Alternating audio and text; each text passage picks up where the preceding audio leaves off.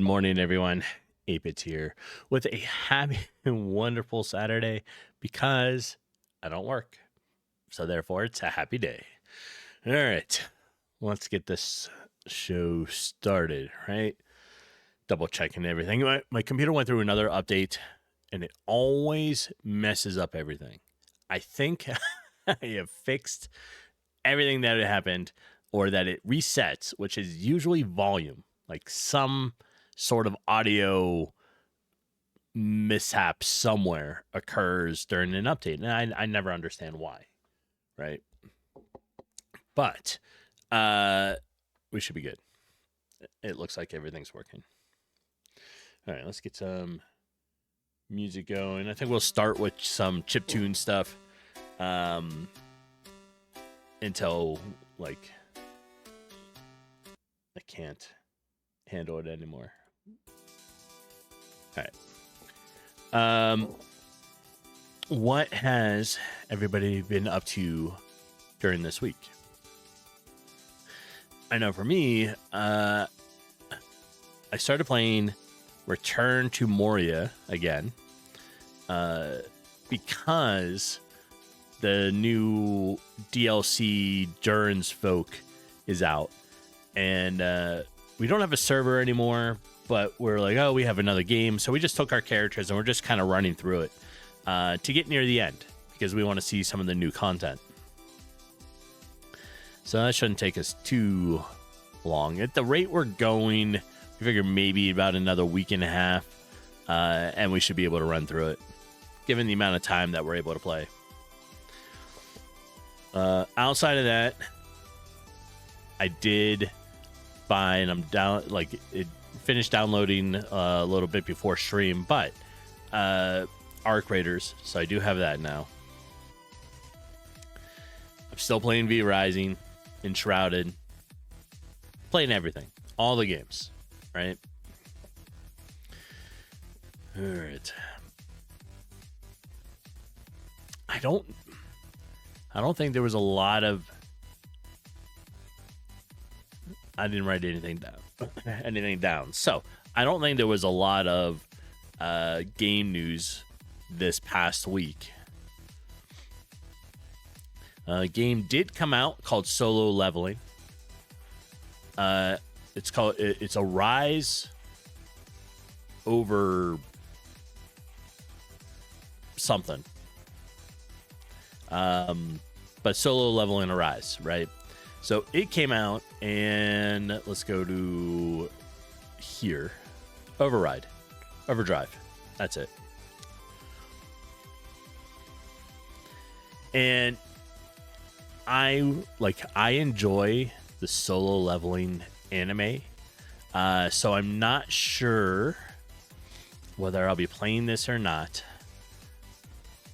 I would really like it if the story follows Jinwoo a little better and maybe like starts you as like young Jinwoo when you don't really have all your like superpowers yet and you build your way up to it. That would be fun. I think there's it does have a little bit of the story to it, but I'm not quite sure where it's kind of starting you, right?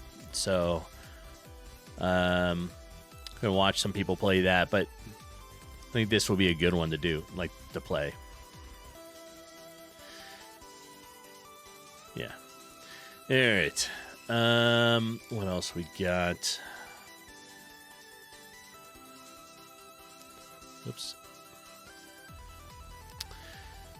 I don't think there was a whole lot, like I said. Oh, I am installing a game called Outer World. I have it. I just haven't played it. I've never played either one. The Outer World 2 is out. It came out last month, I think. And I'm going to play through Outer World 1 to be able to go through it. It's supposed to be a really good, like, first-person RPG style game. And, yeah, looking forward to it. All right, let's drop in and check out what we've been working on, right? Kelvar, good morning. Unity plus Unreal made a biggish dev announcement.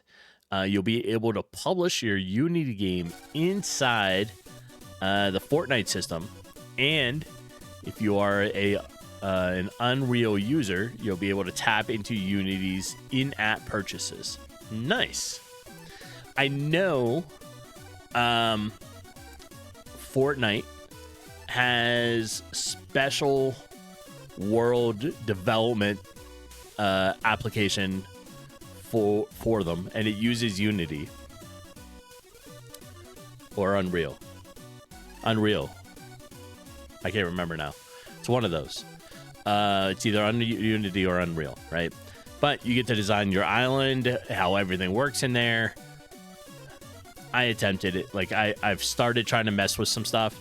Because I'm like, you know what? If I can make a map and people really like it, that would be great, because then you get paid. I was like, that'd be cool. And Brent, welcome in. I didn't think you would be up at this time. All right. To show some of the stuff that I've accomplished over the week, we're going to start the game.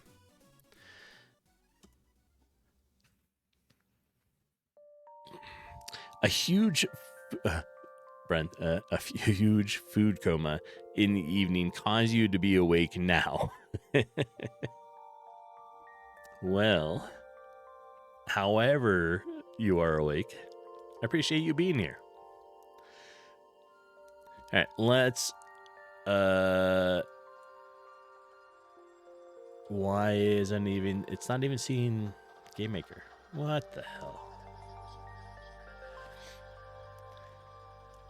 When everything updates, it's just ridiculous. Then you gotta mess with everything. Like, why can't you just know what it is and propagate to it? Well,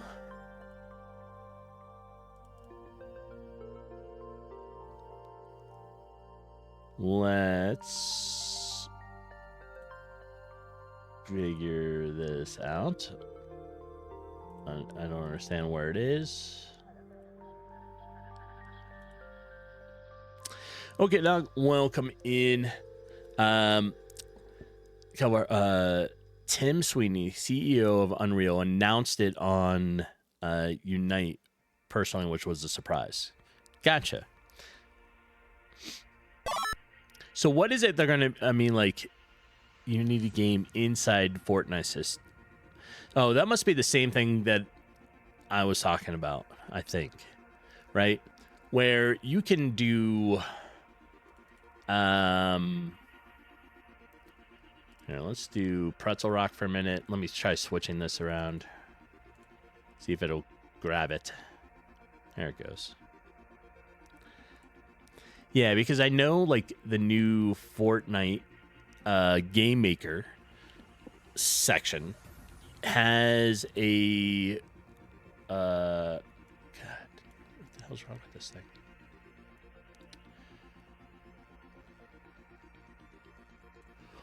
It has a section where you can develop your game, not just the in-game one, right? Like, the in-game map maker is limited. This is like full-blown design your game stuff to it, right?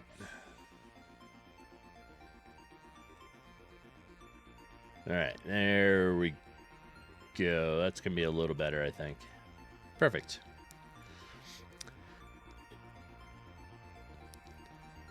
Unity and Epic Games together advance the open entrepreneurial future for gaming.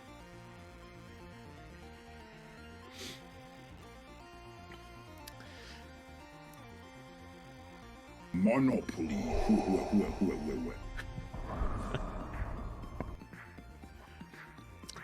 I heard that. That was not very loud, was it? But I heard it. And Fuzzy, welcome in. Second favorite, welcome in. I wonder if you have to program them in verse in Unity. I'm not real sure, right? It might content or Fortnite creator economy, I think, is what it's been talking about, right?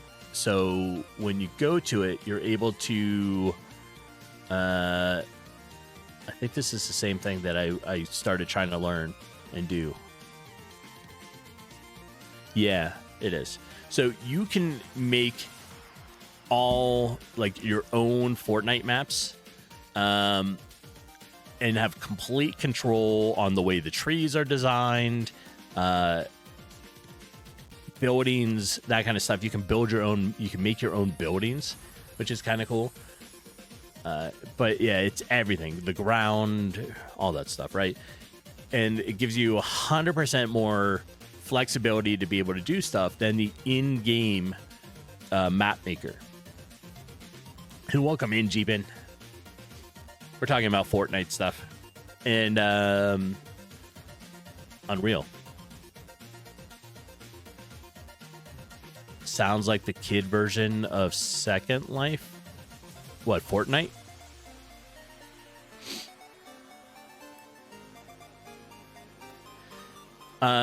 So if you've never played Fortnite, yeah, the Fortnite maps. Yeah, you make like lots of money on it.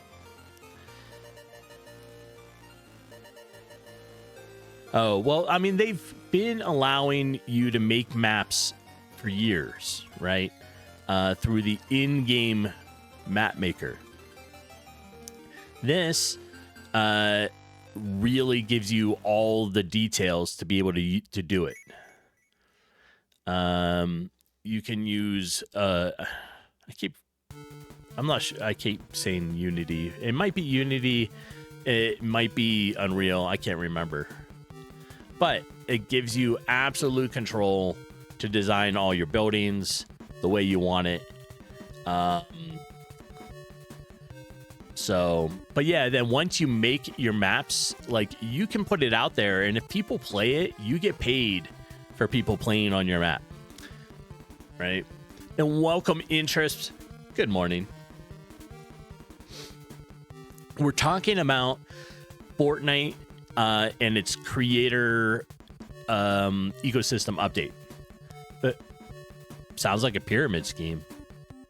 That is totally not even close to a pyramid scheme. How is it a pyramid scheme? You make a map, you put it out there, people play on it, you get paid. That's it.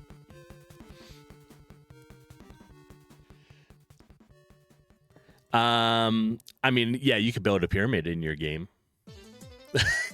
Then it's a pyramid scheme. You've been an Unreal user for nearly a decade now. You have only used UEFN, their pared down engine for Fortnite a few times, but it's very approachable. Yes. Make a game about pyramid schemes. That would be awesome, right?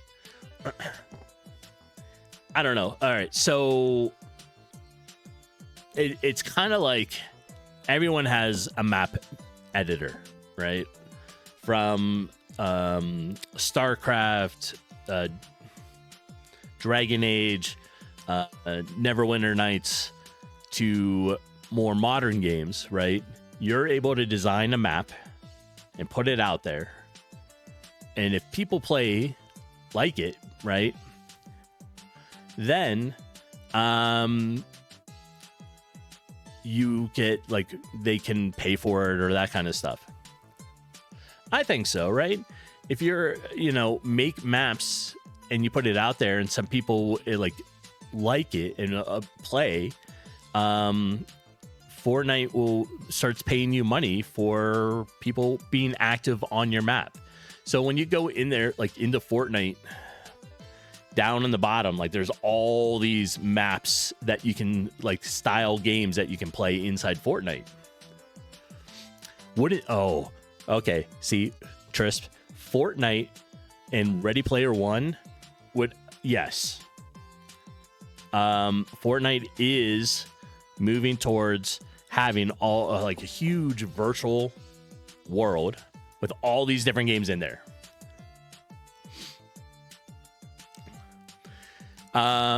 Okay, let's see. Okay, dog. You do all the work. Yes, you do all the work and you design everything. You make the buildings, you paint it, you put it up there, and you get paid. And you get fucked on the royalties. I don't think so. So far, this content creator thing is paying people well. That's the thing, right? On the regular map creation, people make a lot of money. Having it so that you have more flexibility to make everything, right? You have the rights to your map. If it's not making money, you can take it down. Redesign it. It is the exact same thing that everybody else is like you're doing. You are making a game. Yes, it is under the Fortnite umbrella and will be available through the Fortnite game app in the bottom where all the other maps are in the games. But then you're going to be able to make some money. And that's the point, right? They're looking for content creators. So if you know how to use Unity in Unreal, I think it would be a good way. Makes you want to play Fortnite again? Yeah. Why not just make your own game? The number of people, right? If you want to put it out there and hope for people to see it, you can do that. But if you want to put it there where there's already people looking to play maps and go through and do it, it is a funnel for people towards your game. That's essentially all it is. You are making your own game. You have the rights to it. But when you put it up onto Fortnite, the push of the amount of people that are already inside Fortnite to it is really good. How long would it take to make a Fortnite game? For me, 4 billion years, Brett, because I am not good with Unity or Unreal, whichever one it is. I think it's Unreal. Maybe it's Unity. Unity. So, if you're good with it, it'll be much faster. Something like 4% of Steam games get past $500 in revenue. Can't remember the exact statistics. This gives you a bigger audience automatically. Yes. And it does pay, it'll pay you pretty good, right? So if you like Fortnite and you're good with Unity or Unreal, I keep saying one or the other. I think it's Unreal. And you're good with it, take a chance. Make a map, put it out there, get some people to play. So it's got to be Unreal.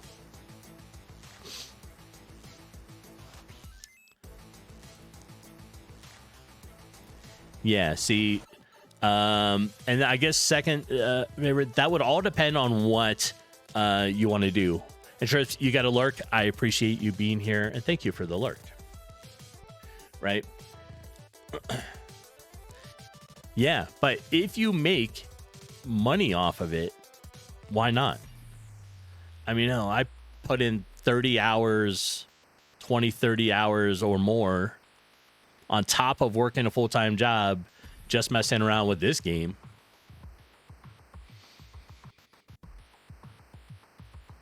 And I'm not even expecting any money out of it. So, why not make a game over 5 years and sell it for 200 million? If you can do that, do it. Sure. But if you want to make something and make continuous money, using Fortnite's system would be a good one. You already have a player base, right? If you're starting from scratch, you don't have a player base. And there's always the chance your game is going to suck, right?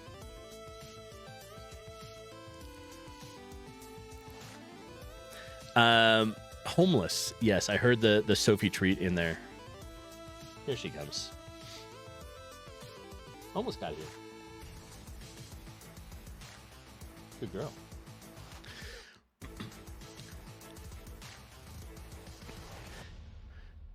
For you, second, it is the art. You have a full-time job and you'd love for your game to win so much that you don't need a job. Yes, wouldn't that be great? For me, I don't ever expect that to happen. But I enjoy making the games, right? However, if you can make something and put it up there and just start bringing in a little extra cash, that'd be great. And man, it's getting a little stinky in here. I need like a gas mask. Brent, you were saddened. You were not the one to trigger the Sophie thing. Yes. Somebody else got to it already. You were letting people talk before you redeemed it. That way, we're using up more oxygen when you fart so that we had to smell it more, like breathe it in. I get you. I appreciate that, homeless. Yeah. All right.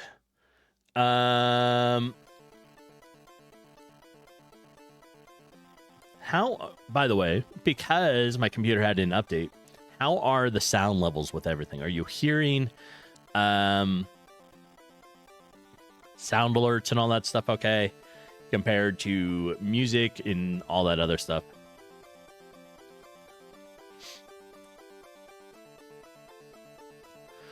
Okay, okay, Don, you understand the logic, but imagine how many tens of thousands of people that make maps. There is not that many, and this gives people an opportunity or just another avenue to make a game for others to use, to see and use, right? That's it. They just funnel the people towards your games, and now hopefully they'll enjoy yours and start playing it, and then you make a little bit of money on it. That's all. It's just another avenue. You found itch. No need to explain. What? What are we looking at itch for? Okay. I must lurk for a while because the cyborgs need my attention and keep breaking things. I will see you on the dark side later on. Let's...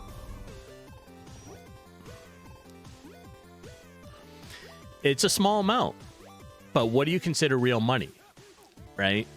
If you are expecting one particular game, no matter what you make... Oh, yeah, I know. We're talking about Fortnite and all that stuff. And we're going to be dropping into here in a second here. Let me make it a little bigger so we can show it. I'm making a 2D RPG style game. It's a 3-month-long minimum viable product, so I'm calling MVP. And yeah, I've never made an RPG, so I figure, you know, give it a shot, right?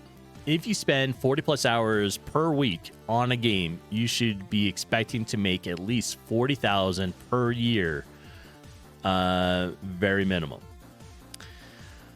Well, I mean, ideal situations are great, but you can't always expect it, right? You make a game and you may not get any of that. So why? And it could be a number of reasons. Not enough people know it. Marketing isn't real good. Whatever. It's just another avenue to be able to help you with your game. That's all. And if you can make a little bit off of it, great, you know. And who knows, maybe you be one of the top creators and make millions off of it. You know, I mean, there a couple of their top creators makes millions every year, but you know, work your way up to it. All right, so I have no name for the game, none. This is just and how much does Fortnite make? Probably more, but you're gonna get paid. You know, I mean, you are welcome to try to design and make a game and go out on your own however you wish. However you wish. Yes, but if you make... Okay. But if they are helping you and you make, I don't know, 100 million and they make 6 billion, I don't care. I wouldn't care. Thank you. I made 100 million. You know, to their 6 billion. And if I made 100,000 and they made 1 million, I wouldn't care. Be like, whatever. You helped me make some money off of this. And that's great. You're giving me the opportunity. You don't have to do it. Right? I mean, that's pretty negative look of life. Like, if somebody has an opportunity for you to make a game and sell it in, like, have it in their system, and you're blaming them for helping you. I mean, you can look at it however you wish. I just think that's a good opportunity for content creators that are good with Unreal to, if you like Fortnite, to make a Fortnite game and put it out there, because it'd be fun to play it. But yes, you can go and make a game and put it out there all by yourself. Use a marketing company however you wish, right? And hope that you get a lot of sales from it. Right. And if you're good with Unreal and you just want to make your own game, that's fine too.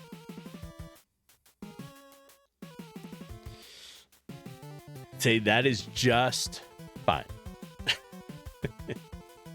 Right? It's just another avenue to be able to make a game and have people play it. That's it. All right. This is it, right? My little RPG game here, which has no name, you know, but I have a barkeep who is facing the wrong way at the moment. I'm waiting. Maybe they'll turn around and walk over here. But when you talk to an NPC, right, you have a chat log. So now you can talk through it, and you have different options. So need a job, see the shop, and leave. Well, at the end of last week, we were trying to work on the inventory. So during the week, I was able to get it so that when you want to see the shop, you can see the shop. And now, you can see an item. Not all of them have like descriptions to it yet, but you can see an item on either side. And if you click on yours from your bag, you can sell it. Or you click on in the shop bag, you can buy the item. Right?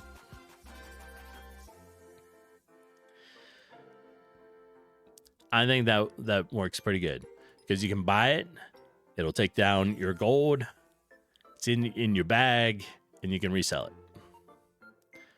You don't get as much back, but you know. Second, you've interviewed with Epic a few times and played it a bunch. at that point. It's fun. Coincidentally, a buddy just convinced me to play 2 days ago, and it was a blast. Are you you said Epic? Are you specifically talking like Fortnite Epic, like that stuff with Epic? Yeah, I think so. Favorite, right?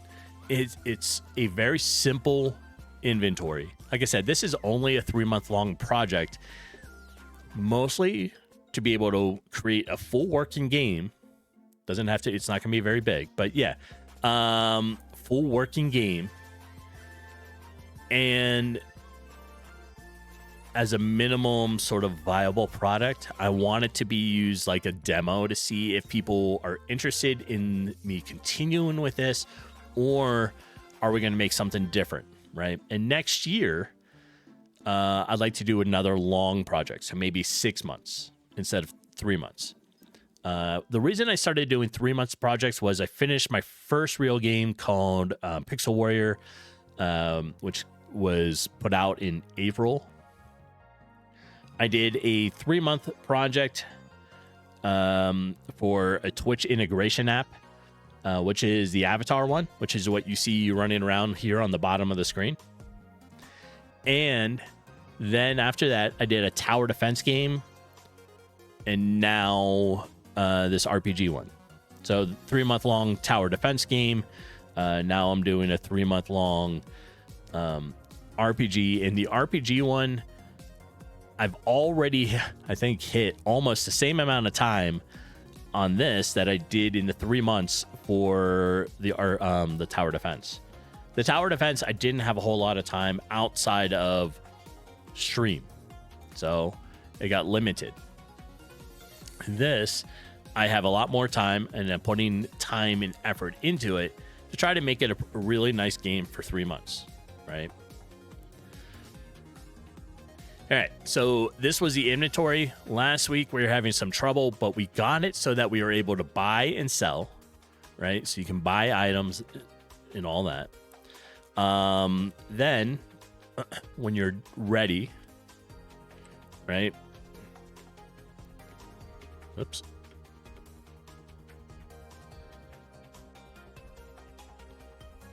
Okay.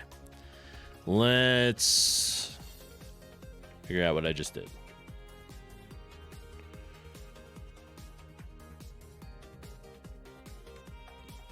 My escape button is not working, but minor stuff, right?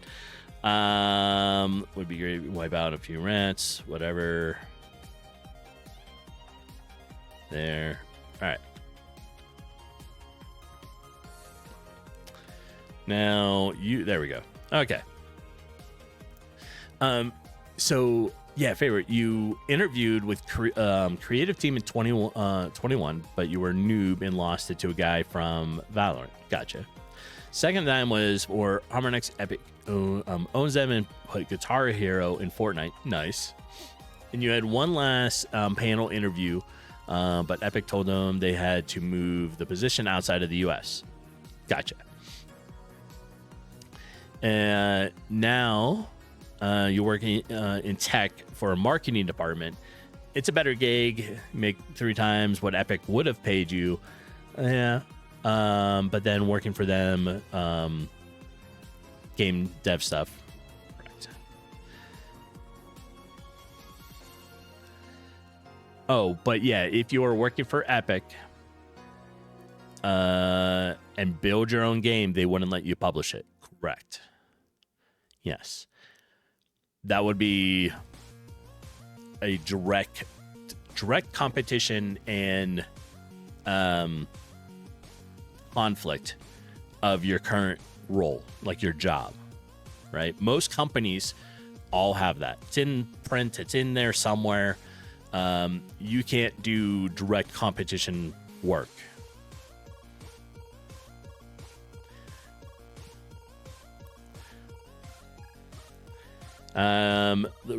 It would. I mean, there are ways around it, right?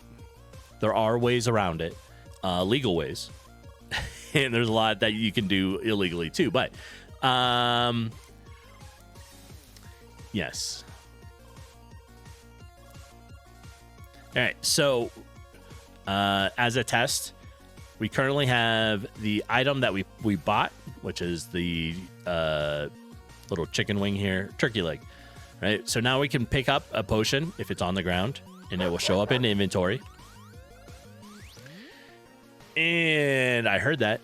Ooh, good morning, Panooch. Sophie treat. Hi, Sophie. There you are. All right. So we got that working, right? And as an example, I have it set, the shop inventory is set to B, so I can hit it and you can see everything, right? And every time you open it, it regenerates the backpack, right? The inventory of what you can buy. So then you come out, you can go to the main overview, like overworld, right? And run around and see stuff.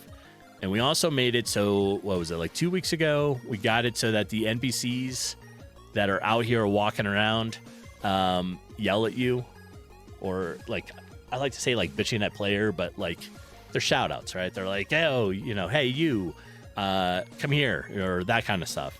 So they have a list of stuff they'll just be able to say.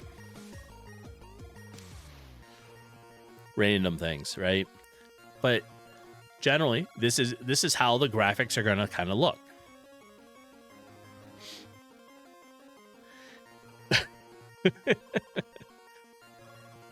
Yes. Deborah. And I am thinking, because I don't have names for anybody, I don't even know.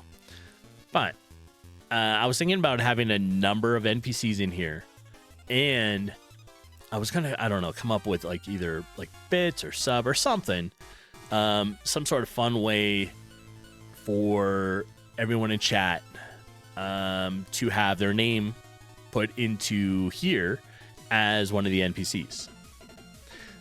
Okay, Doug, you created a company with the blessing. You created your company with the blessing of the CEO after signing non-competition clause and agreed to not bid on current jobs that the company had. Yes, 100%. What, like I said, there's multiple ways to be able to do it. Right? Oh, and Fuzzy, I saw a streamer that had played your game, your new game. And I can't remember their name now. But I was like, I know that game because I saw you post it. No, I know Otter. It was, I forget whose stream I was in. Was I in? No, it was Brent's. I was in Brent's. Brent brother. I was in his stream. Cody Pren. Yes. Yes.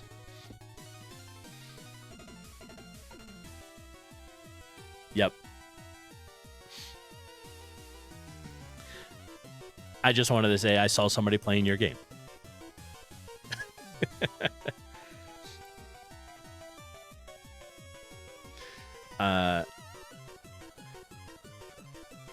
Yeah. It was Cody in your chat, Brent, on your stream yesterday, right?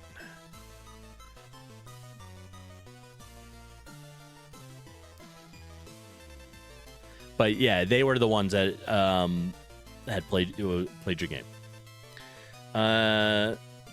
It's like there are these corners of software and game dev, and groups hang out in their corners. Then they slowly start to meld together, and here you are. Yes. Right? It's a blend.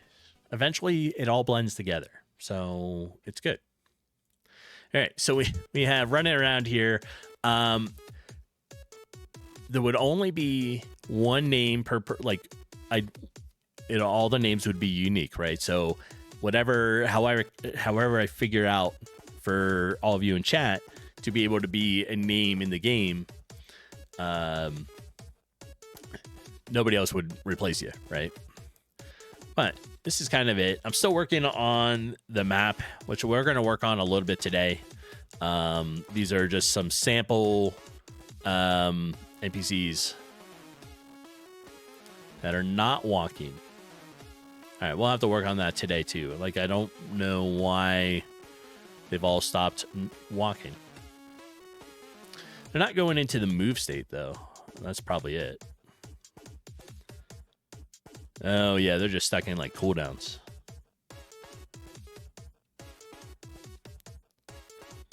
Right. Anyways, it'll be a fun, right? You're not going to be going this fast, but you'll have like different areas, and that's what we're going to kind of work on, because some of this stuff is taking me a while. So we need to spend some time on stream doing it. I'm not sure exactly how many buildings I'm going to have. I have 4 out right now. So there's this one, this, which is currently the pub. And we have this one, right? And this one.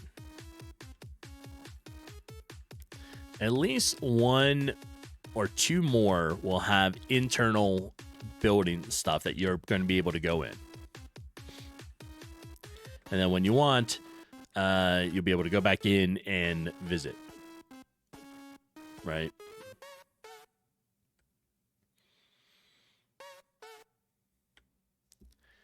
All right, let's move that out of my way. We'll just leave it up for now. Let me put this back to the corner up here.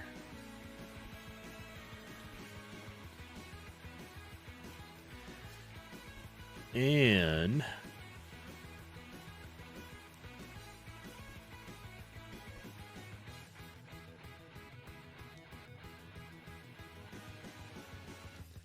all right, so why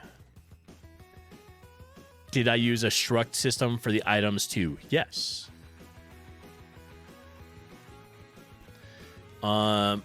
On here, my items are, well, it's a, yeah, you'll see here in a minute.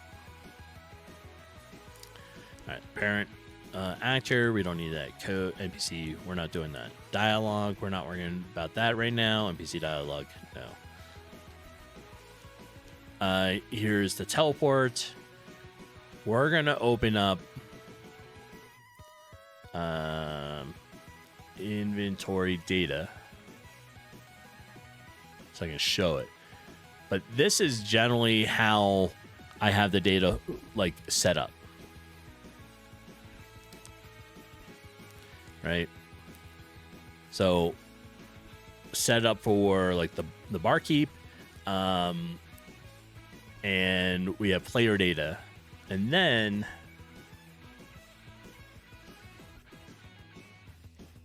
is it this one? No, that's just extra code. That was a different direction I was going. We're not using that. This is sell item. Yeah, so in here, like I have player inventory. I have my barkeeper inventory. And then I think it was under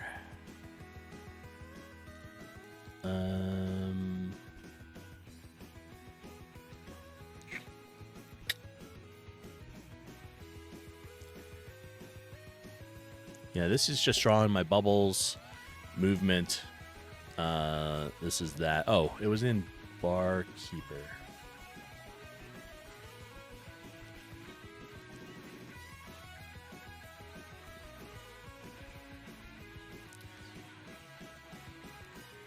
Yeah.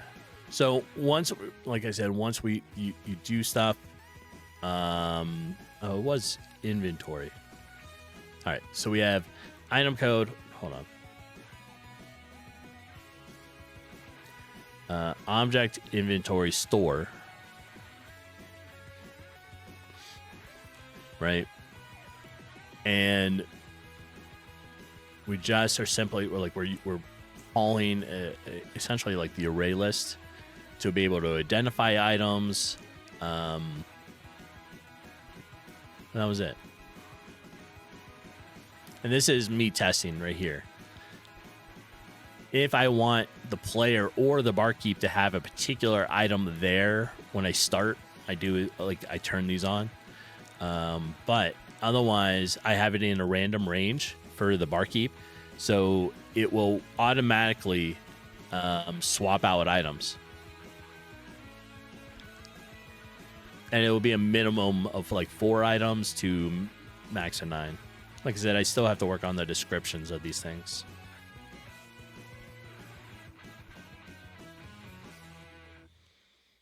That's kind of it.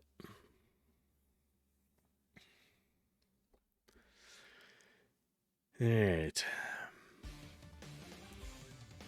right. You suggest you add a item ID for the items too, so you can do add item 55 for healing potion or whatever, instead of just using a name.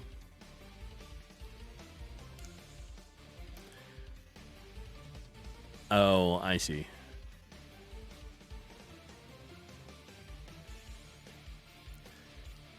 Okay, so instead of saying like global.inventory.apple, it would be an ID.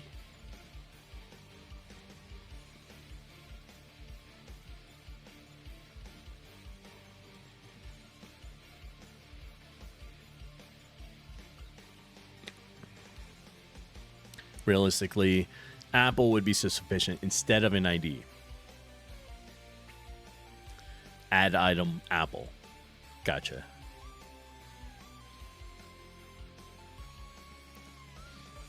Yeah, and the dot stuff, like I was talking about, like I have that, but because they're kind of pulling from the same inventory, the player and the barkeep are pulling from the same array of items, right? That way, they always know what it is, and I only have to type in this stuff once, and they both pull from it. Global inventory. And then I just specifically state whether it is a player player inventory, global player inventory, and global barkeep inventory. Yeah. But that's kind of how I've been doing stuff, right? This is my attempt so far. Had a journal. It's not quite working right. So we're not going to worry about that much right now. We're going to switch to taking it easy for a little bit and work on some of this graphic design art building of the map, right?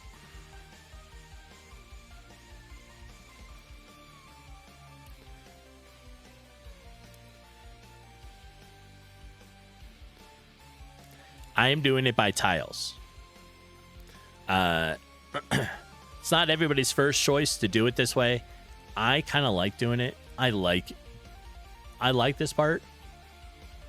A lot of everybody else wants things to be either automatic or whatever, or it just like produces it together. I'm kind of, I don't know. I like doing this. So I like taking my time. I like coming in here and like placing tile by tile to make the world.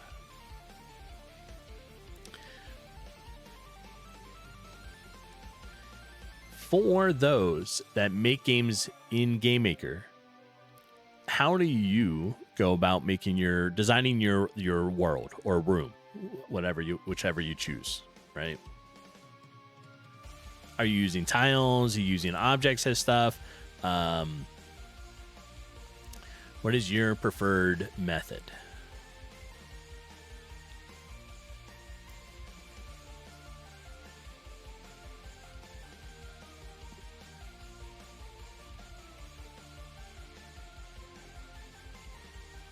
All right, so we are going to do Marsh Bottom. You use both. Yeah, and then you generate... Oh, okay. You use both, and then you generate nearby tiles with code to make smooth edges. Gotcha.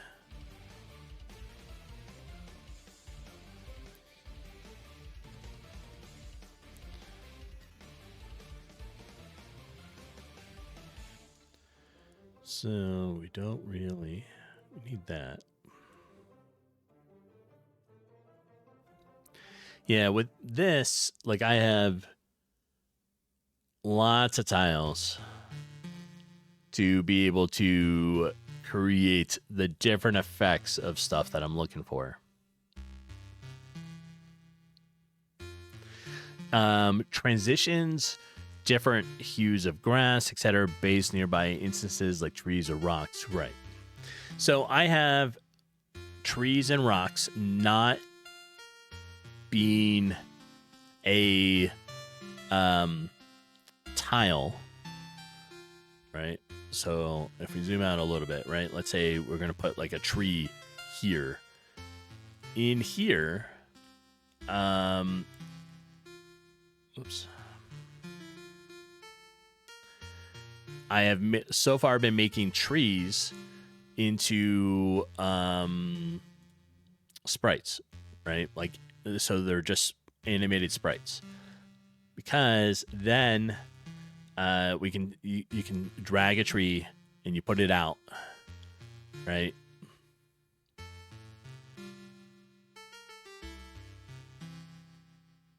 Like that. Once these are animated ones, so when it's running, they'll be moving.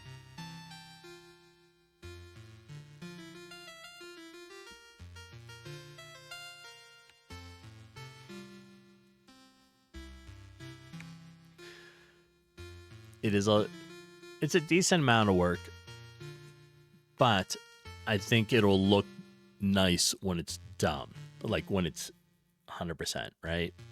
So once it's done, I think it'll look nice.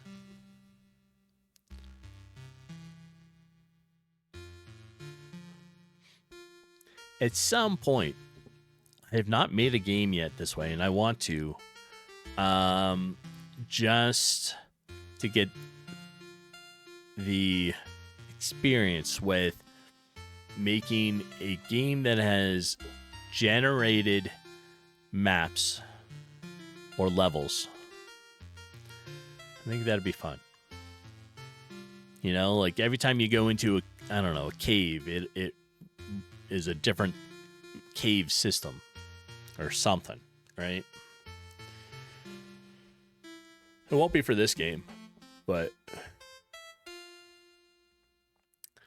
procedural generation, yeah. Right? Like you have a list of stuff that works together, it will just generate it for you, and you don't have to do anything.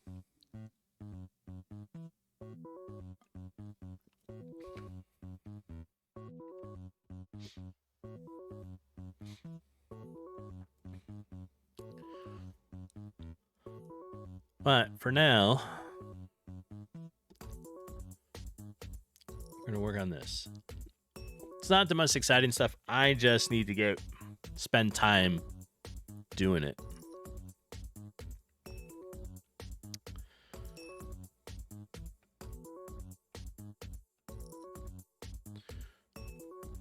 So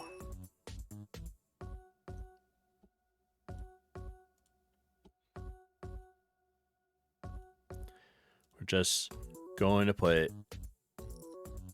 some stuff here. I don't know. How does the other, whichever one you use, is it Unreal? They don't really have, is there a tile system with that? Or like, how do you create your maps?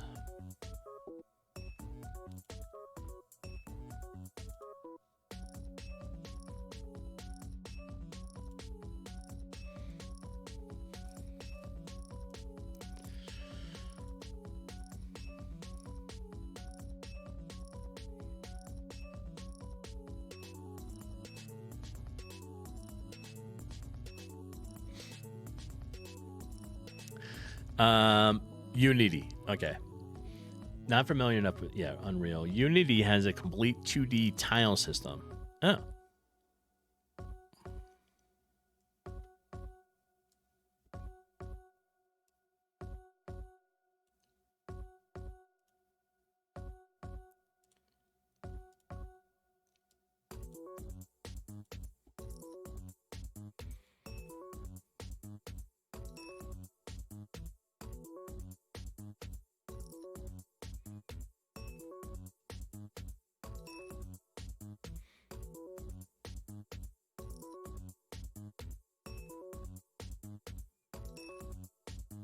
Go there. Like I said, this does take time, particularly like the way I'm doing it, but oops.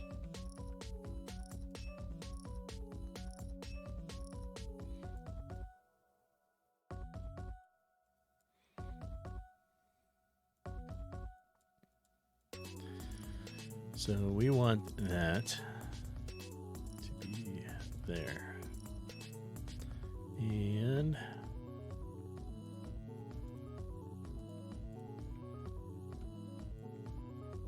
yeah, that's not too bad, right? We're worrying about, we're working our way up in layers. So we're just mostly concentrating on the path and the edge of it. Also, ads have gone off.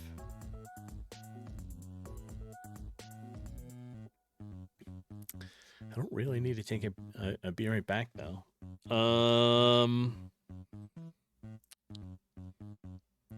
Shall we continue, or do people that are hanging out want to do some chess puzzles?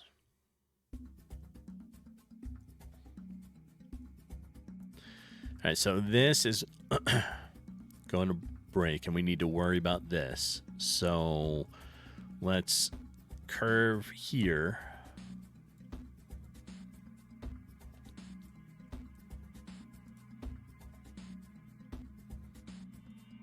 Right.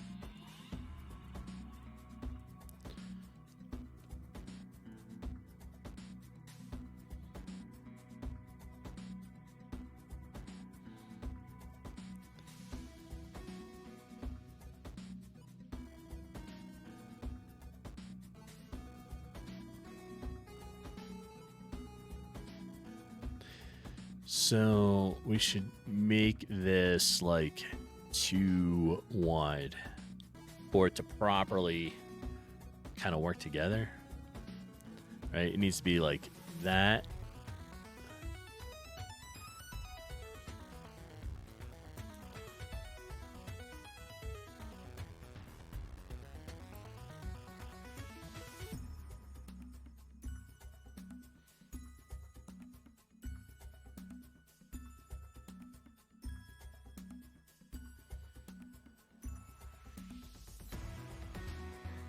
And then curve it.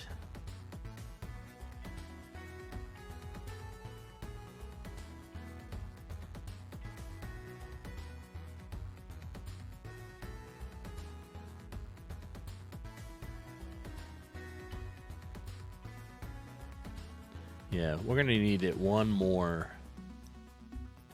wide, I think. So let's do that.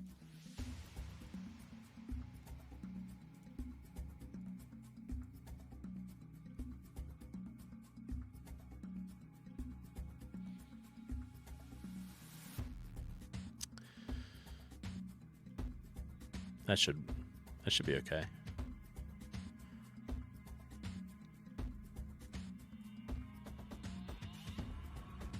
All right, because then we go to the middle one.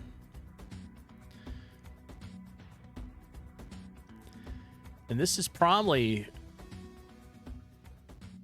well, we'll do the light green up here on it. Then we'll work our way into some of the other marshy colors, probably like starting here. to get you into some of the darker marsh stuff as you come down this way.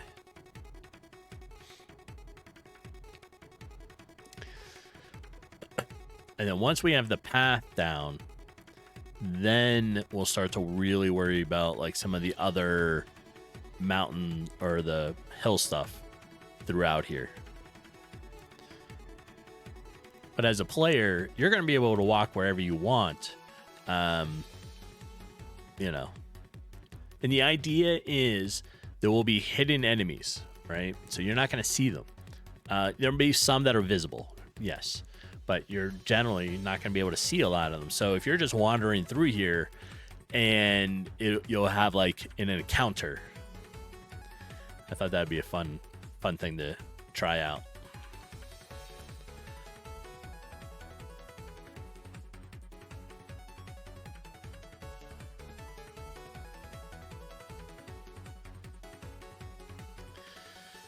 All right, let's go here.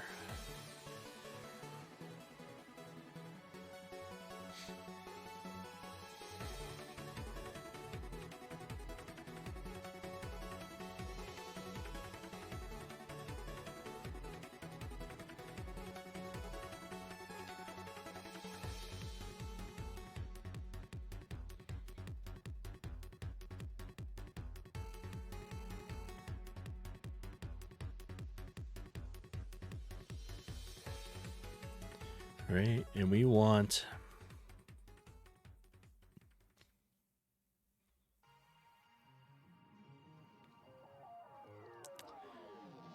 a turn. We could probably do it there. How about right there? So if you've never done this, all I'm kind of doing is making it so some of the map stuff just comes out.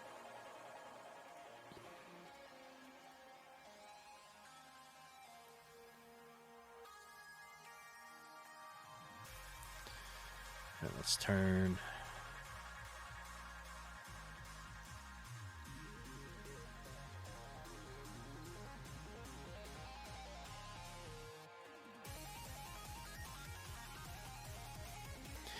And I'm doing this on what I'm calling the marsh middle layer. It's mostly for me to be able to layer like the stuff, the ground, like the pathway is going to be on marsh bottom. And this is on marsh middle, so it overlaps. But it's only the stuff here. Everything else out here is going to be on marsh bottom, so that if I do stuff like this, you'll be able to see different outlines in the grass and stuff.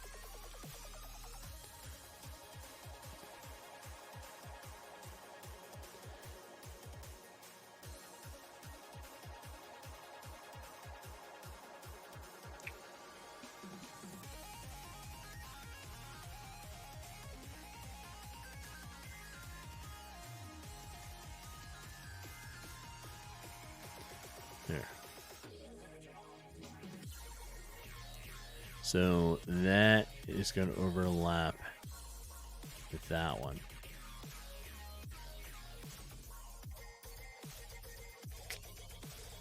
What if we did that, but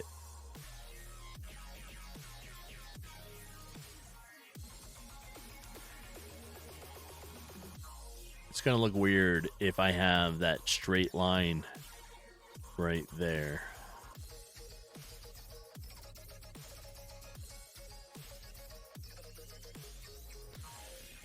So let's see.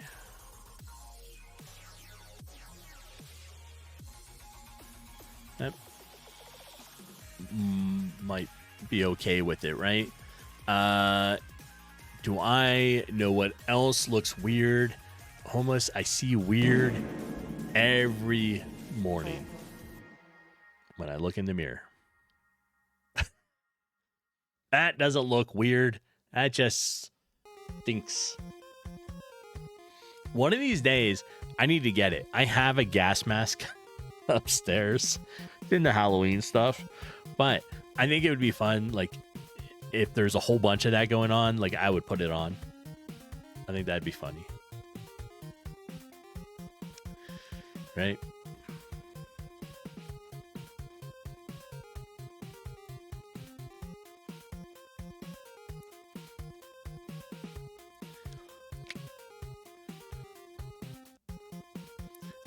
That fart looked weird. Yes, I'm sure it did.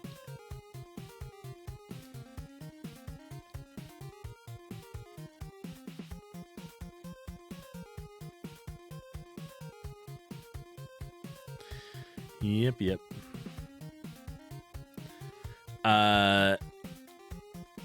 If you can see a fart, you know what I mean. Yes, if you can see the fart, you probably need to change. Just saying. If you're able to see it, it's probably not what you think it is.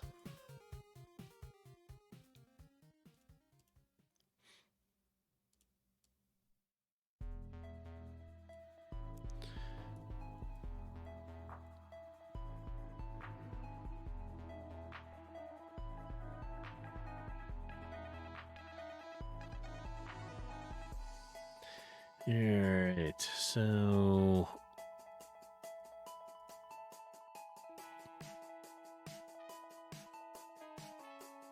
there.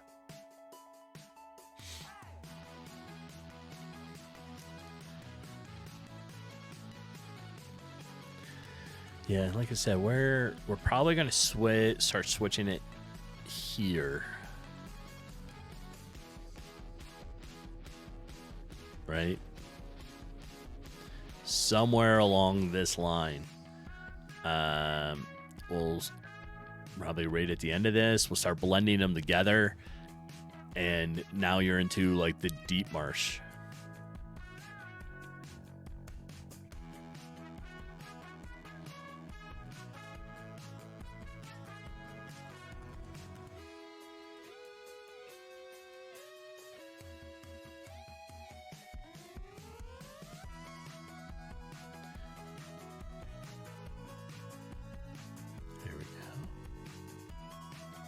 All right, so we are now pretty good all the way through. Coming in, whichever way you choose to go. We'll work on this in a minute, but that's actually just green.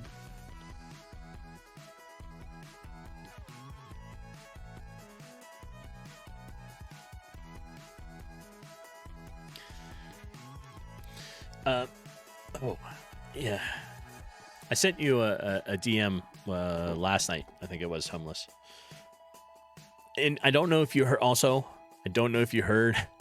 I'm getting onto the Arc Raider bandwagon.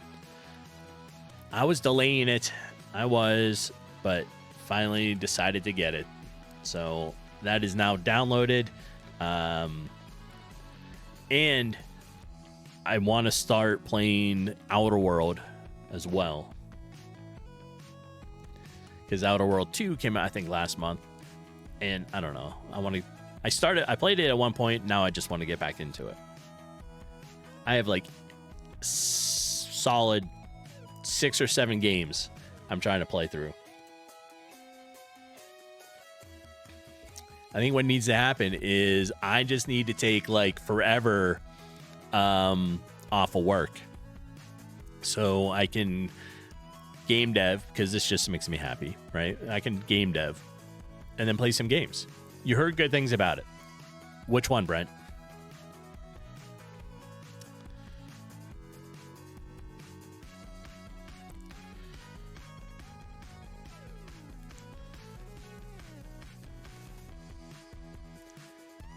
Am I going to be streaming it? I don't know. I mean, the problem... I used to do... I did working on the Jeep stream. I did random things I was doing around the house streams in real life stuff. I did gaming streams. I never did like real well with it. So I don't know. I don't know if I want to go back to doing that, mostly because right now, like, Jeepin is the game streamer. Get 7 machines in a room, load them up, and have fun all at once. Yes. Arc Raiders? Yes. So what sold me on it was I've been watching others play it, and mostly all you see is joint missions, right? But they were streaming it, but they were doing the solo side of it and streamed for a couple hours. So I really got a feel for how solo missions were. And I was like, that's kind of what I want, right? I don't always want to team up with people I don't know, or that stuff, because I'm like, most of the time when I'm gaming, I don't really want to deal with other people as much, right? So that's kind of where that was falling. But I was really happy with the way the solo play was. So because of that, I was like, you know what? I'm just going to end up getting it. So I did.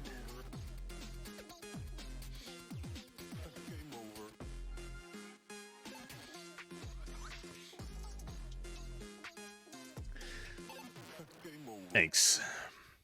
Panuch, do you play Arc Raiders?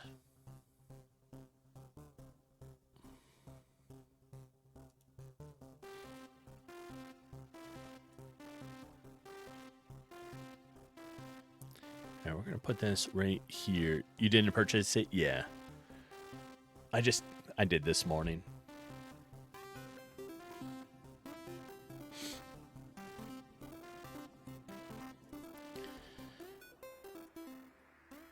Oops, Marsh Bottom.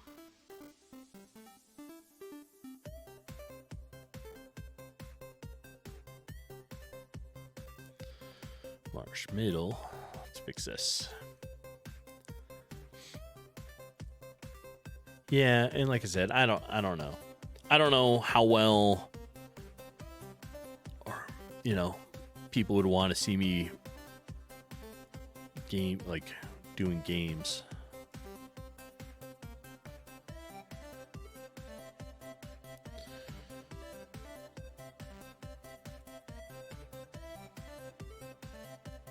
We need to fix this so it doesn't look weird.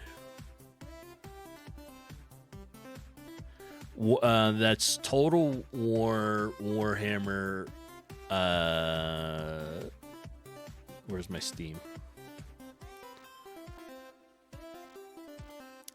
So Total War Warhammer 3 is still a fairly new game. Well, not really. Sorry. Total War Warhammer 3 came out in February 16th of 2022.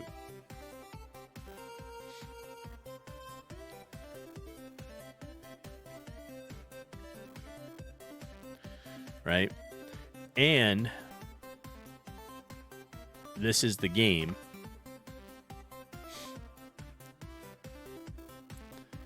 But it's still like a $60 game.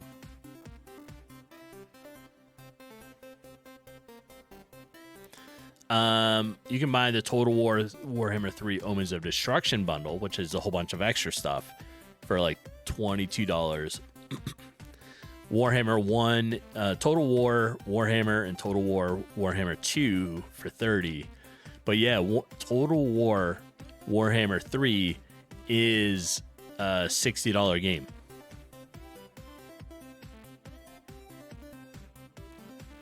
Probably. And there was another one that's not Total War, I think, right? There was just regular Warhammer.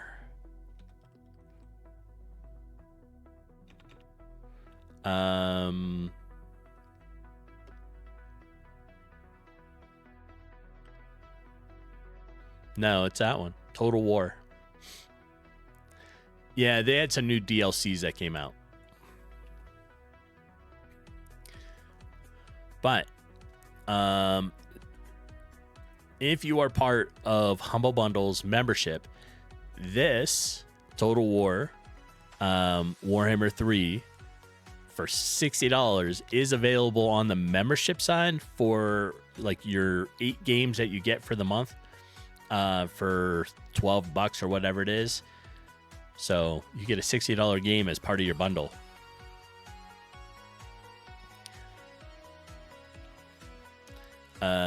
It is Humble Bundle.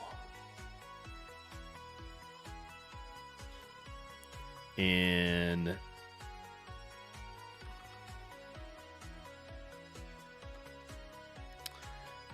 no, this isn't going to show it to you. All right. But yeah, I think it looks really good, right? So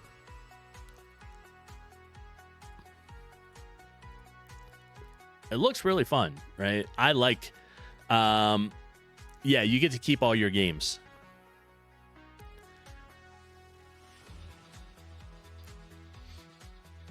If you cancel the membership. And you can pay by the month. You can pay longer term, I think 6 months, 6 months in a year, right? But yeah, this month in their membership is Total War Warhammer 3. On my About page is a link. It is an affiliate link, but you can click on there and go to the sign up for a membership if you want one. It does help me out, but you don't have to, right?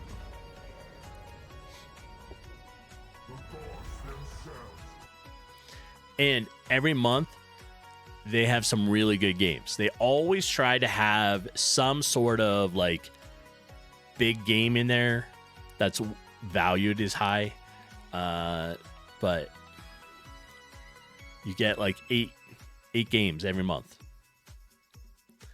It's probably because I have a continuous membership, right? So it's probably why I have so many games, and I can't keep up with half of them. Sometimes though, like there's games that I already have, like this, you know.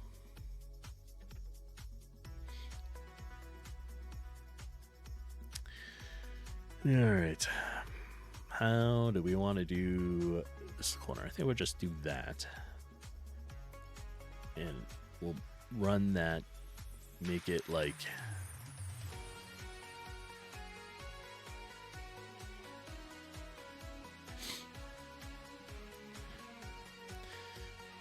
Yeah, and like I said, you can pay by the month on it.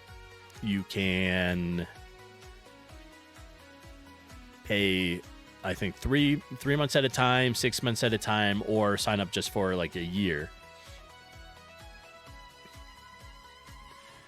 And if you like a variety of games, it's good. And you can choose whether you want Steam games like PC play, if you want console games, that kind of stuff.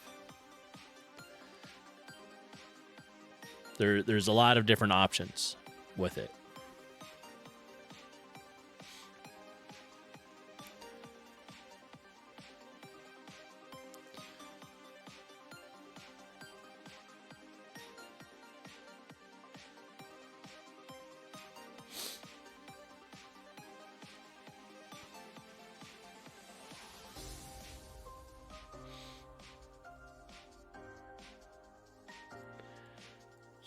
So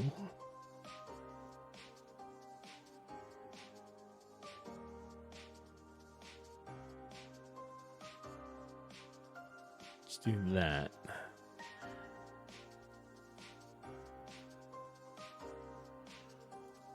This is the blending of the ancient forest stuff with the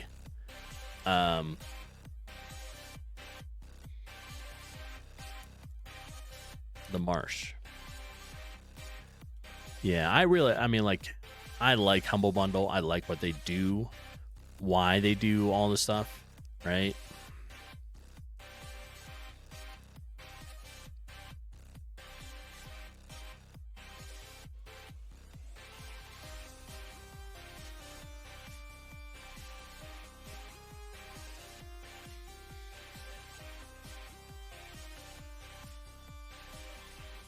All right, we need to fix. I'm trying to get rid of straight lines.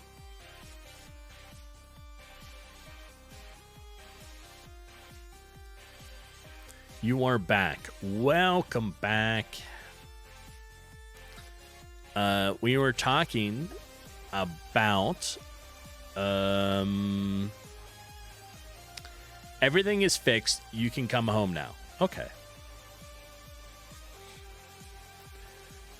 Tell them you are going on a deployment evaluation status, right? So if they put in a ticket, you will be deployed from your central office, which is home.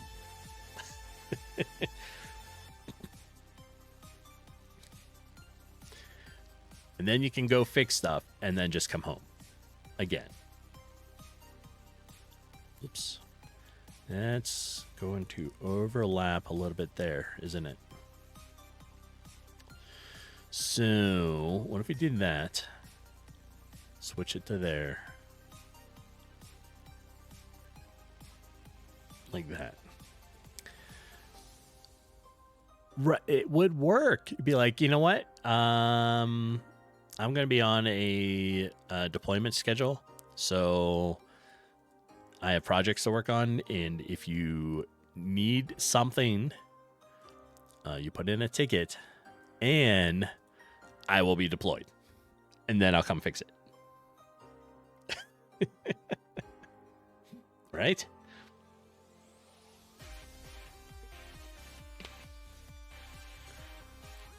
It's either that or you get a computer put into that back area. I mean, so there are sites, like locations that have like PlayStations in them, Xboxes, that kind of stuff.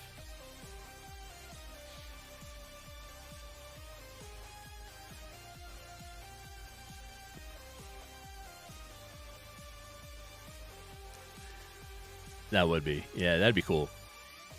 Right?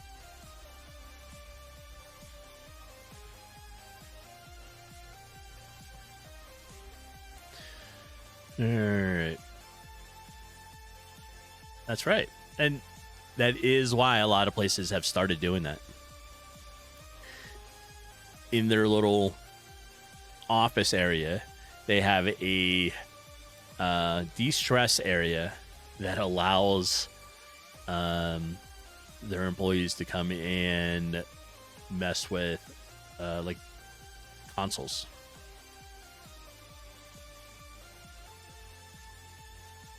Oh wait, that's not what we're doing. We don't need that.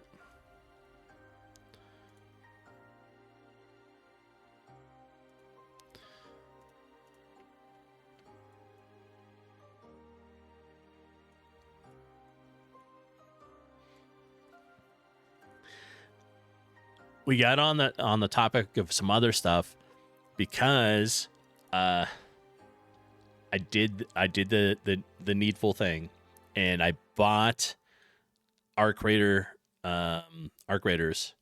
So I downloaded that this morning. Yep. But I was also talking about Outer World. I have Outer World. I do want to start playing that so that I can play number 2. And then we were talking about Steam games, and Total War Warhammer 3 is part of this month's Humble Bundle membership.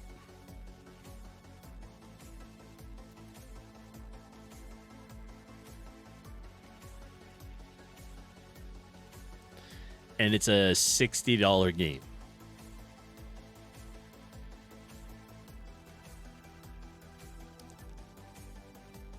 Yeah. I want to say Outlands, but it's not. It's Outer World. I have it.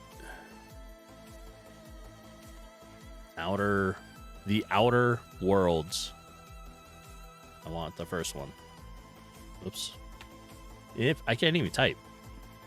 There we go. I don't know. That's close enough. right? So,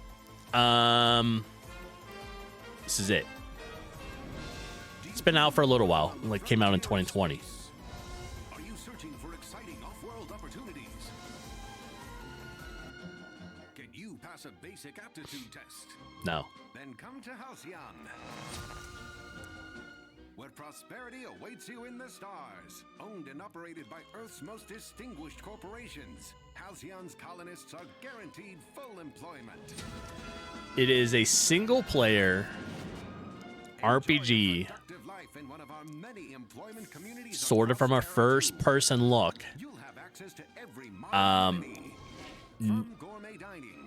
Really good reviews, right? And the second one has just came out.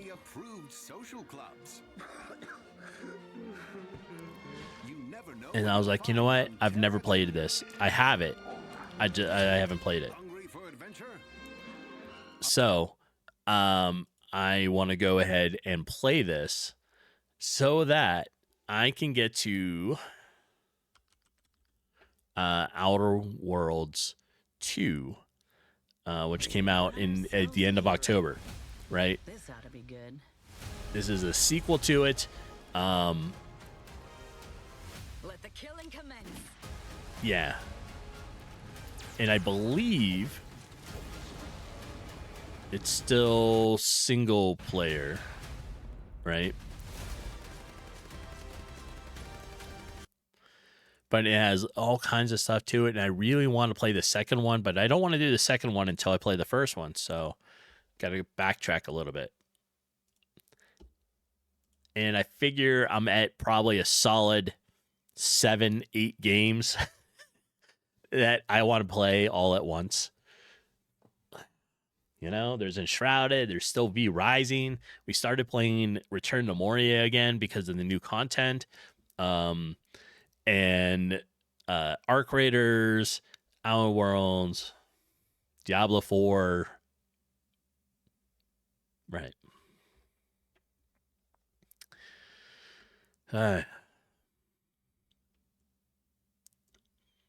It's just too much.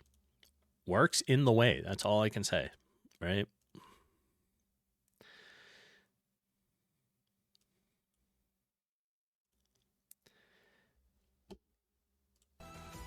And, yeah, I just need to tell them, you know what? I can't work.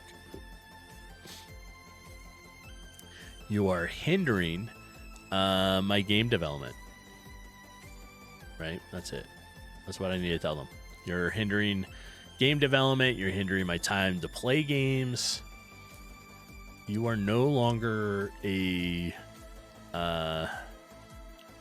worthwhile thing. That's all.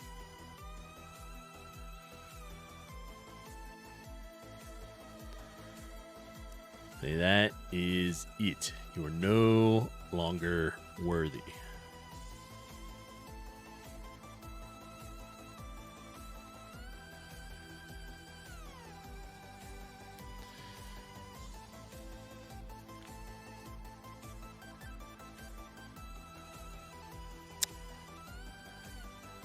These two. Well,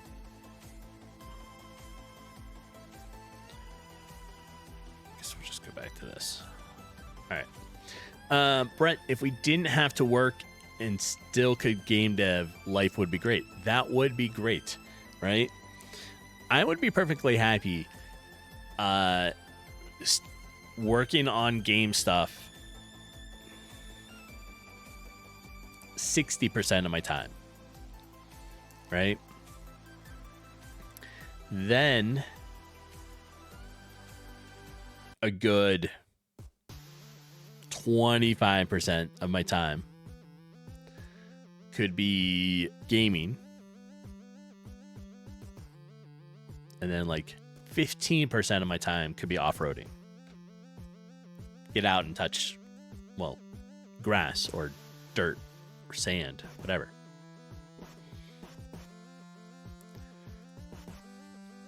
That would be fun.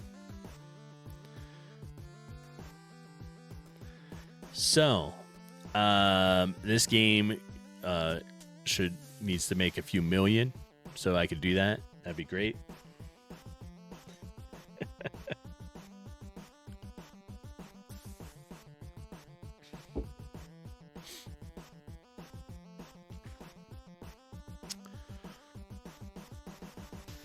At least, right? Yeah, at least. Be a good start.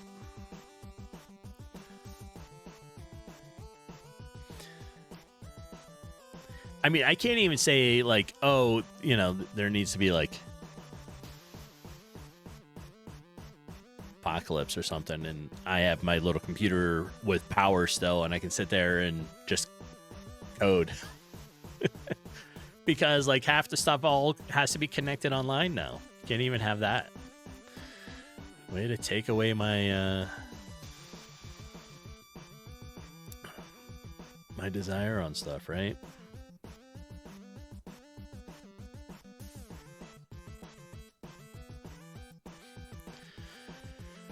All right. Where are we at now?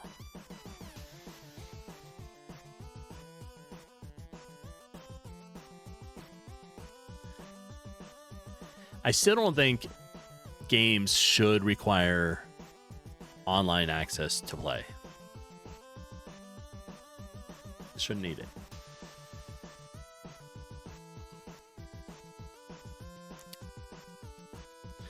Should not need it.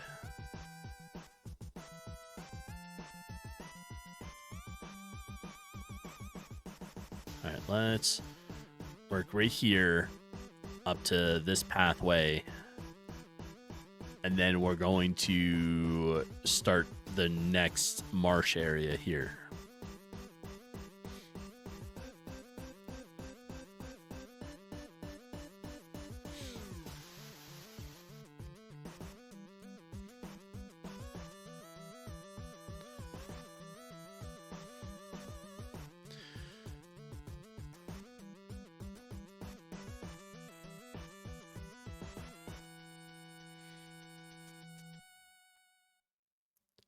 There we go. But honestly, I mean, like, it would be... I would have fun. I would enjoy it if I could...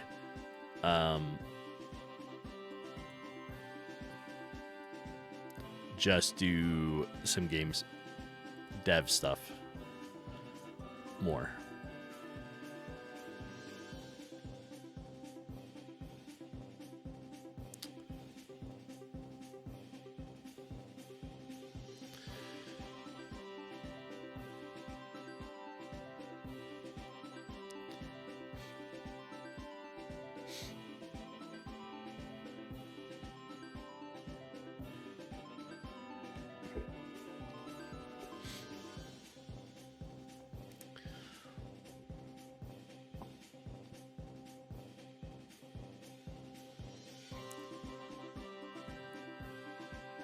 I think we need to tell our bosses we can't come to work anymore. I don't know how that'll go, but that sounds like a good idea to me, right? Be like, look, this is just not really working out for me anymore. So I need to just not do this. That would be great. Thanks.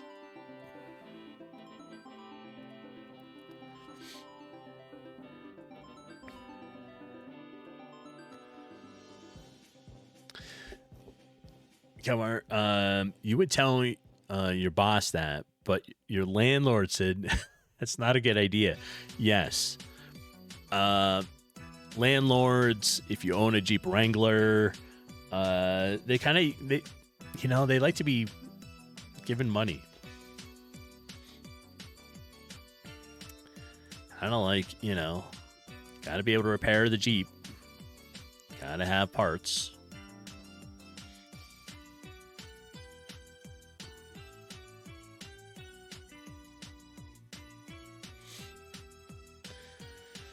So,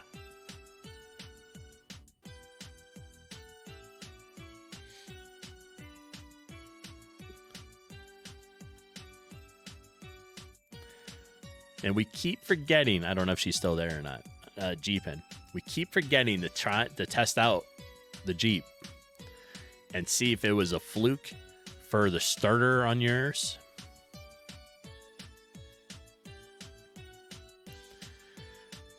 but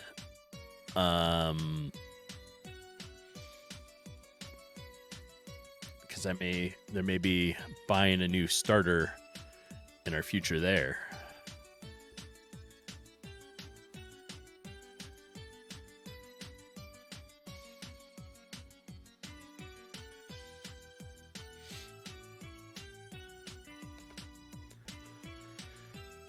Okay.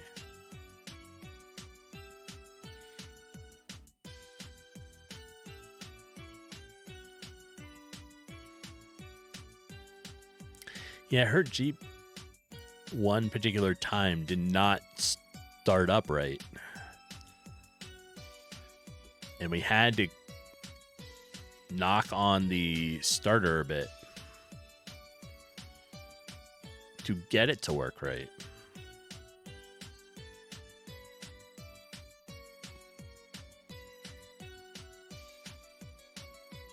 So, all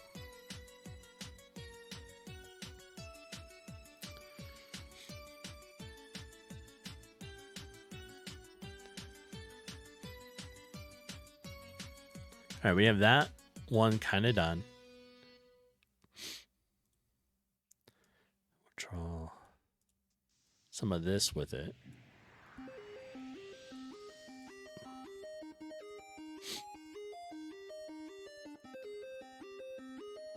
There. All right, let's take a look. Okay, so this is the pathway, right? The places that you're, as a player, you'll be able to go. You're going to be able to walk anywhere, though, without too much problem. You may end up having to go, like, up top on some stuff, like this. And it's really 3 areas. So we have Ancient Forest being up here. We have 2 different types of marsh area here, and then the deep marsh.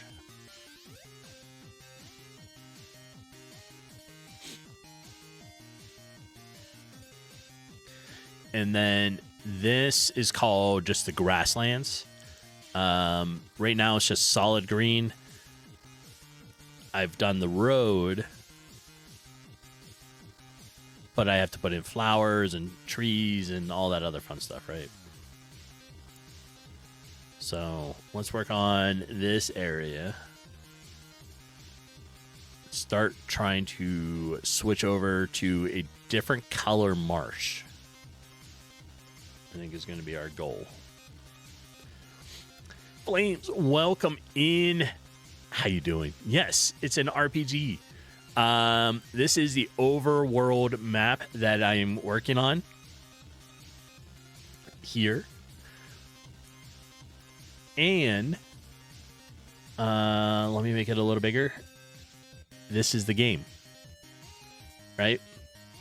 So you'll be able to walk around. You can interact with NPCs. You have your chat dialogue boxes, right? Different options. You can have a job, so you can have a quest. You can see the shop. You can leave, right? And then you have like inventory, so you can pick up different items, right? You'll be able to go outside and wander around the world that you're in. There's NPCs that yell at you. So if you're running past them every so often, they'll be like, hey, I got something for you. You know, one of those things. I call it like bitching at a player. But like, so they have random stuff. They'll just be yelling at you. And then you can come and talk to them too. You know, they'll be like, what do you need? They're like, you're the one that yelled at me. Like, what? Why are you asking that? You know, so there'll be that. And I made it so that like the NPC's character will be showing up on the chat. So there you go. Right. Yeah. I am. Well, let's take a look.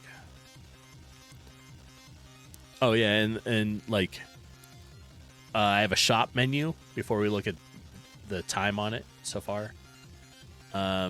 So if you for testing, I have it attached to B right now, but you can open the shop, and you can, if you click anywhere on one of the items in the shop bag, you'll be able to buy it, right? Or if you click on one of the items in your bag, you'll be able to sell it. And they're all going to tell you something about it. I don't have all the descriptions there yet, but it'll tell you about it, right? Small amount of health, that kind of stuff. You know, there's bananas. They all have names like pumpkin, cherries. This is a health potion. There's a fish. There's a swamp burger, you know. And so far, I have spent a total of 5 days and 15 hours working on this.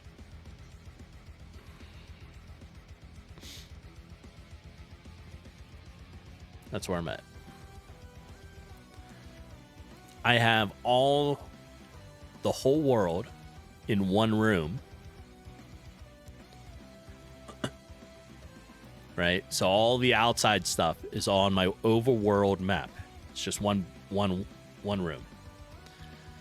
Then what I'm doing is each of the buildings is going to have its own interior spot, but inside one room.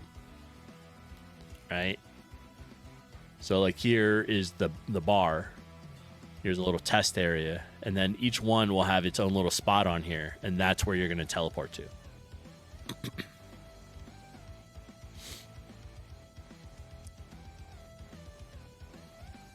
Yeah.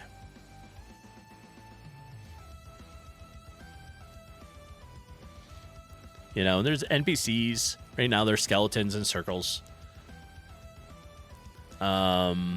The idea is there'll be visible NPCs. What's the reasoning behind that? A lot of it was just to cut down on extra loading stuff. So doing it here, I only have one set of stuff, right? Otherwise, I have multiple rooms with multiple assets in them. Not that it's a very big game anyways. I just thought it would be better not to have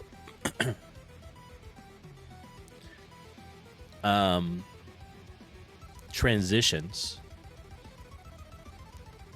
from the overworld map, right? You'll be able to walk from here all the way down here in a single map. And I just thought it'd be a little nicer without the transitions.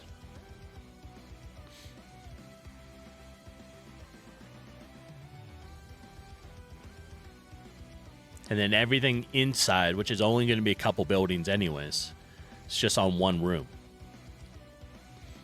So the mat, like this stuff will be in one room. I don't know if the cave will be in that room or on something different, but I thought I would try it, give it a shot. I can't remember who suggested it, but after reviewing it, I was like, you know what? That might be a fun idea to try. So mostly on all the other games like Pixel Warrior and stuff, each room, like there was transitions between each one, right? You had multiple rooms to go to. This I thought would just be nice, like a different try. That's it. I have no actual reasoning for it outside of, hey, that's kind of neat. Let's try it this way. Now, if I take this game, which is only 3 months in it, so it'll take me through the end of this year, right? If I decide, hey, I want to expand upon this game and now make it into a big project, I will probably end up with extra areas of going places, right? Like if you go this way, maybe, you know, that'll be another room. But for this map, it's going to be this way right now. And welcome in, 40-year-old Scuba Soldier. That's a long name. I think I say that every time you're here. Welcome in. How you doing? All right, so today we're messing with tiles. We're building some of the foundation of the map, so they don't fall into the void, you know, right? That's kind of what we're doing right now. I need to get it done. It takes a lot of time, so. What's up, Soap?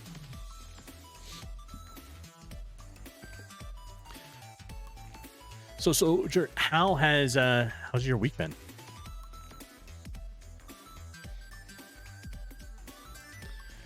All right, so this part of the map, right? We're switching from one type of marsh area to the next.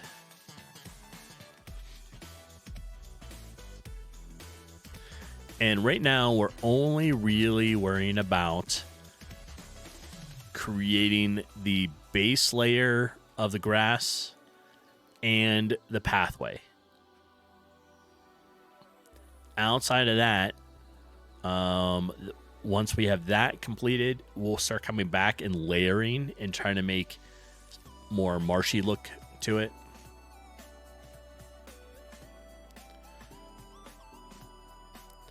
And I think for this, right, we're going to switch to this type of grass. We're still going to use this mud look as our walking area. Yeah. And like I said, well, then we can come back later and work on like hills and all that other stuff. But for now, we're going to work on this.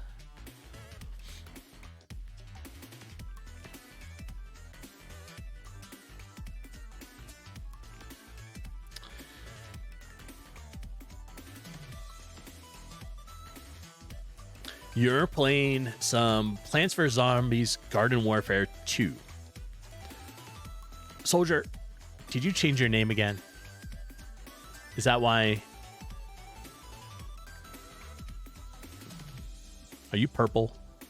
Well, I see your name is purple, but like,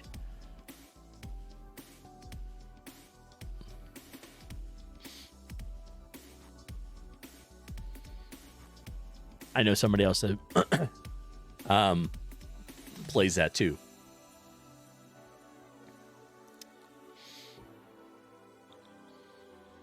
Seeing if you're the same person.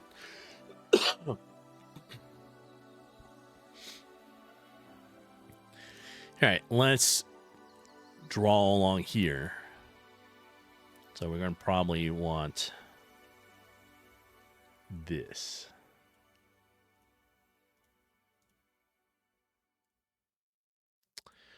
Like that. You are Purple Luigi. I thought so. Hi. What? You change your name all the time.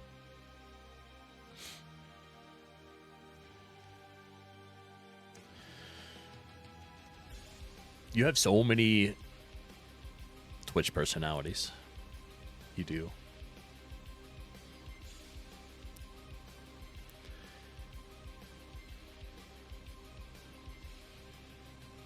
Well, that one's not going to work. Like that. That might work.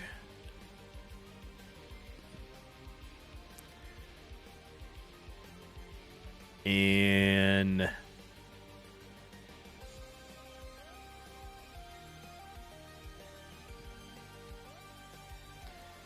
probably go like there.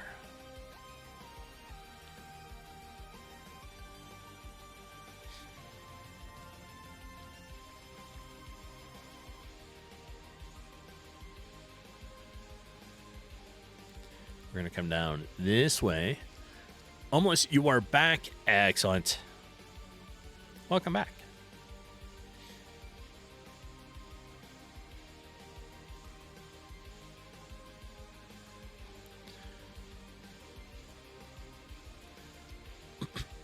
All right, so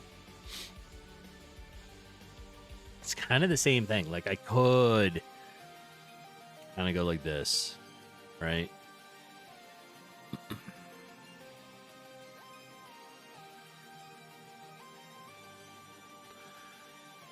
And yes, inquiring minds need to know, did you bring tacos? Because Jeepin needs some tacos. Damn it, now I want tacos, Jeepin.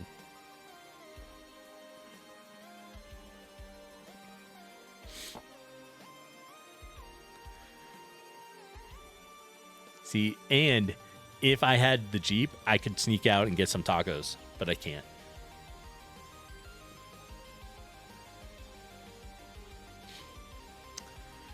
You're playing Garden Ops? Is Garden Ops one of the new, like the new one?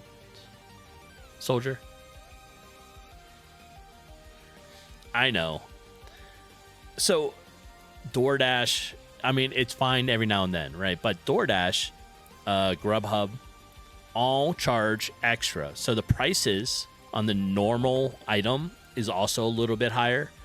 And they charge you a whole bunch to bring it. And most of the time, it's never right. Or your driver sitting there drinking your drink as they drive away because they're like, oh, I forgot it. You're like, no, I see you driving away drinking it. So you got to deal with that, right?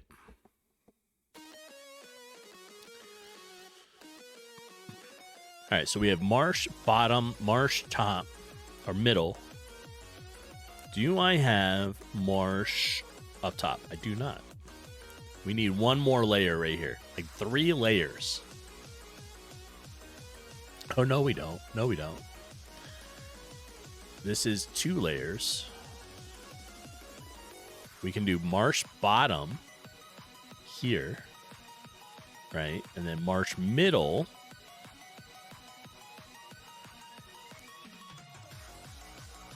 Allows me to do that. Right?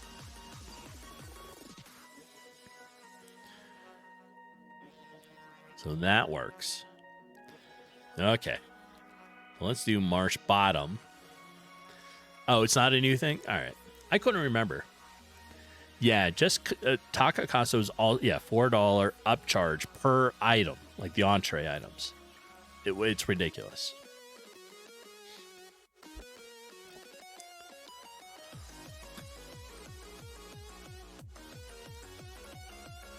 I think, Jeebin, you need to leave work just a tad bit early today and go the other way home and go to Casa Taco. That's my thought.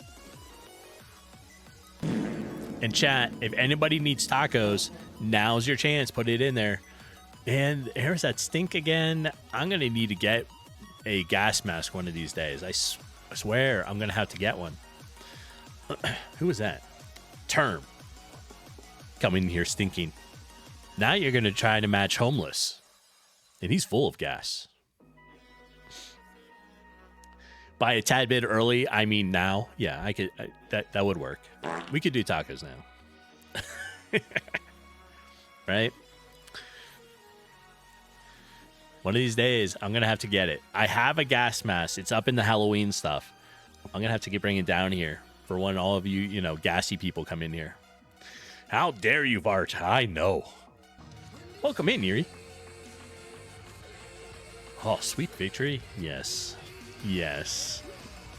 Right? Hydrate. We can hydrate.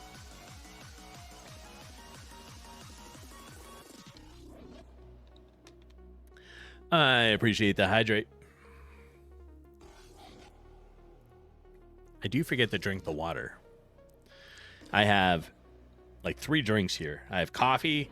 I have a protein drink, which is what I usually do for breakfast. And then I have water.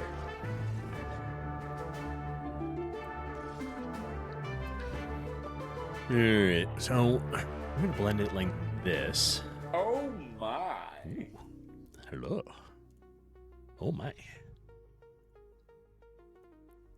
All right. That is going to be roughly how the two marsh areas are going to blend together. Oh, I got to fix that too. Man, some gassy people this morning, huh?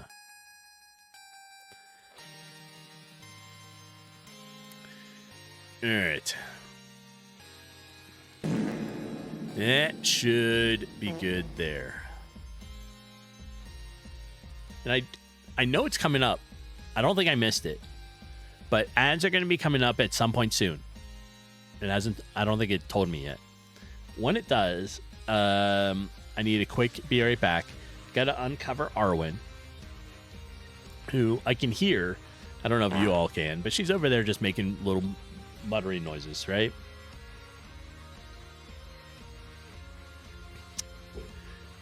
There's the ads. Okay, I knew I missed the countdown.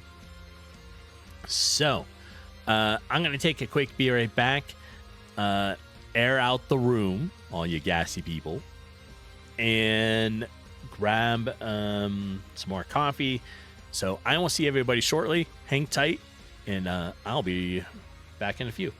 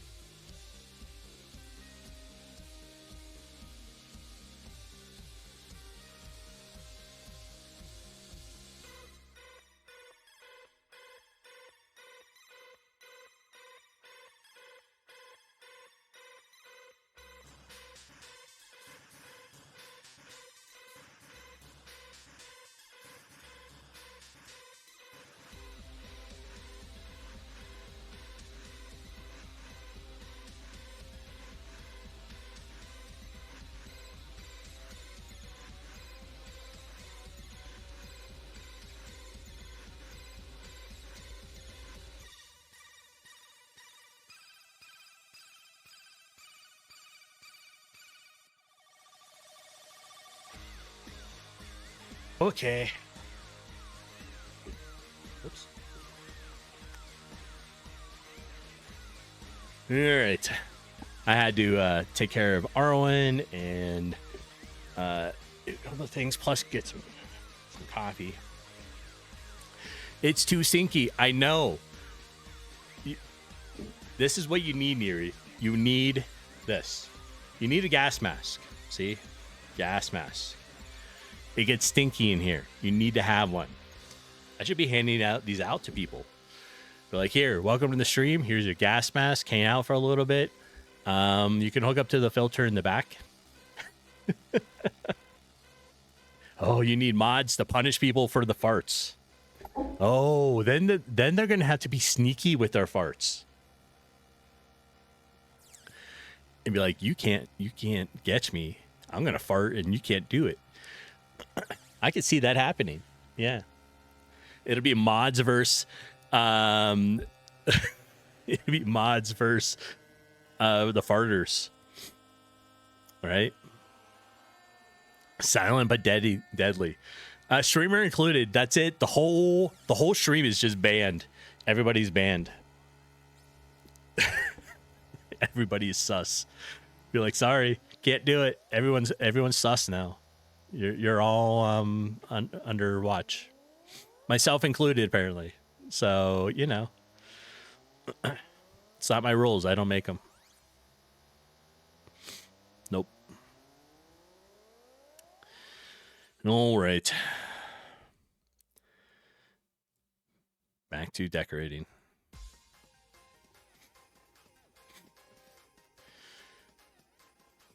That's it. And see, homeless, I told you, I do have a gas mask.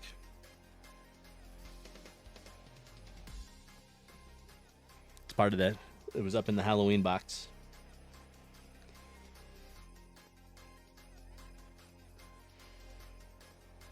Yep. It is one of those ones that, like, can either have a filter in the front or, which you should probably always have. So it'll have the filter in the front, and it's got a nozzle thing on the side that allows you to connect to a air canister.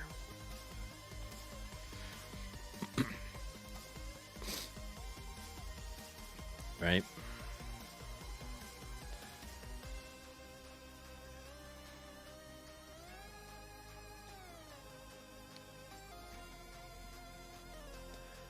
No. Don't quite like that. That one works okay. That's a little weird right there, but that's all right.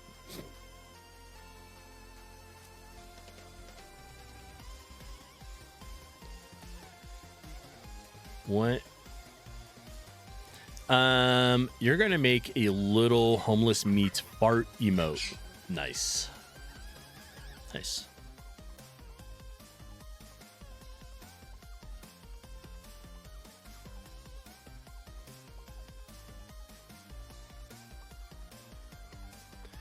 So that is there.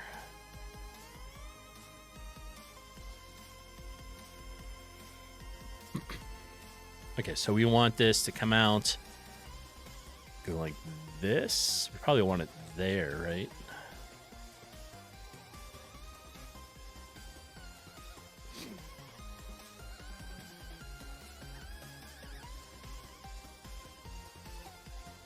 And we'll switch it like that. So on the bottom here, we do need a couple more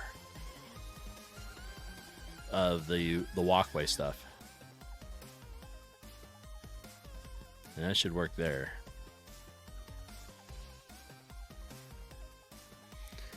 All right, so we're now needing to blend this. We're going to start with the bottom one, which we already have. Actually, so we should probably maybe start on the next layer. And we'll turn it. And it'll look like that, right?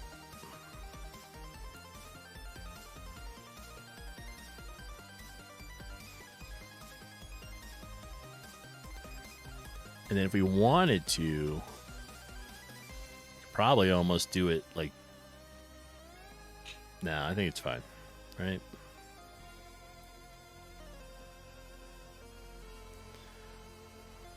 And we'll have this come down and we'll turn it there. I think it's okay. I think it's okay.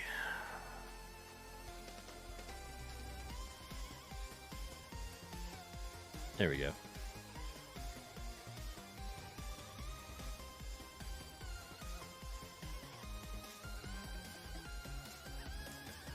So we'll come back here. And like I said, we're just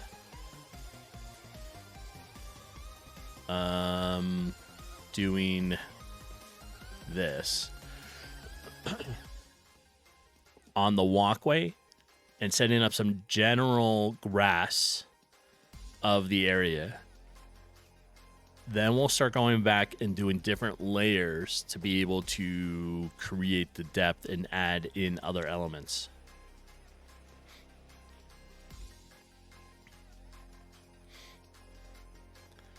Right?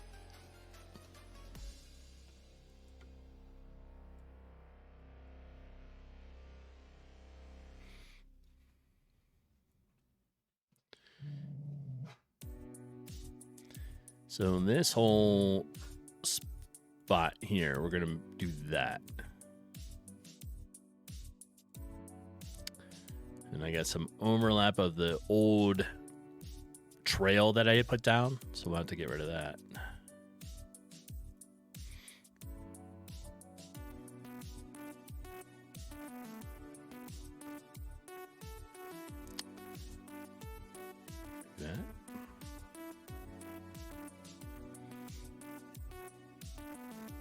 There we go.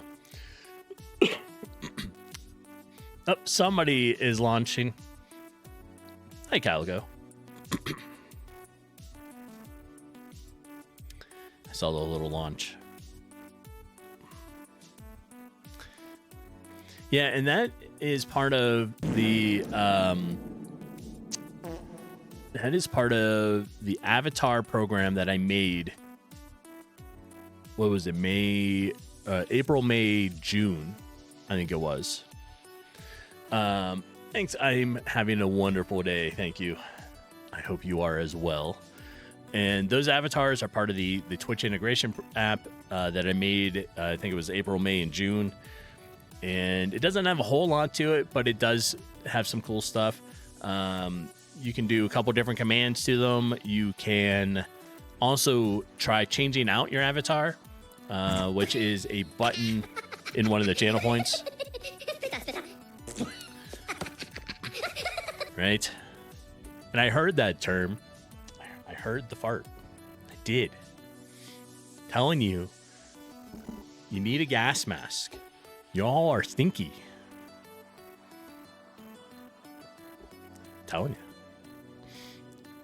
It's Saturday. You know, you built it up all week. I know. Right?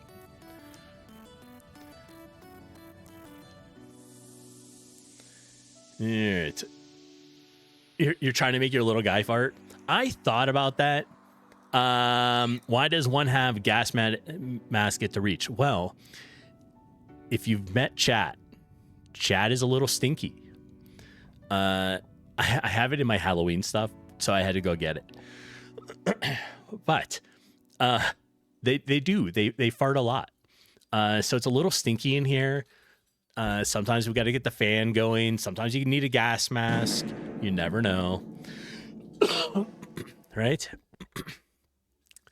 So, it's just one of those things. That's it.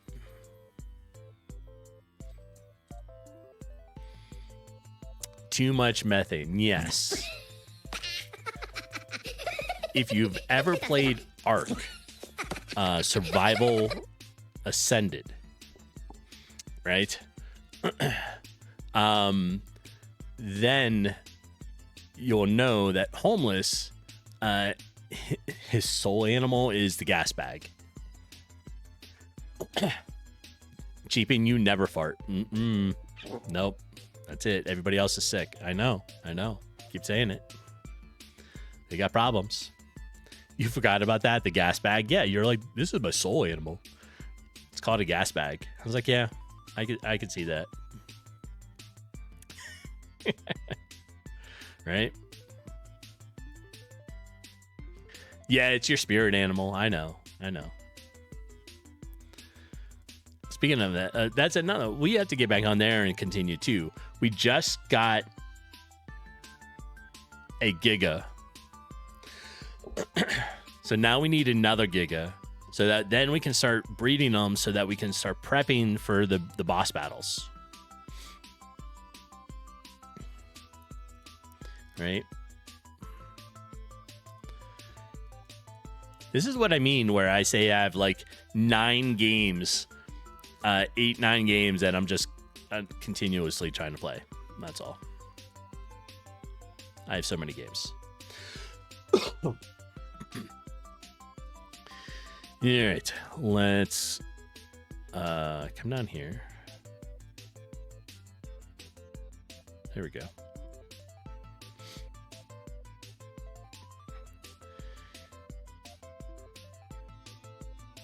Now, let's redo this. Then we start. Yes. So on top of that, what was it last night? Well, you started like a couple days ago, but I joined in last night for the Return to Moria. We don't have the server anymore, but we have our like a single player game, right? Joint game. So now we are rushing through Return to Moria to get to the end so that we can start building everything, like making a really nice base, like huge. But we're rushing through it because there's new content for when you get to the end. It now has a whole new section, like whole new stuff to do. And we want to see it. That's all. Right?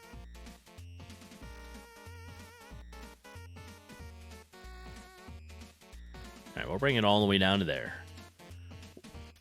Let's do this.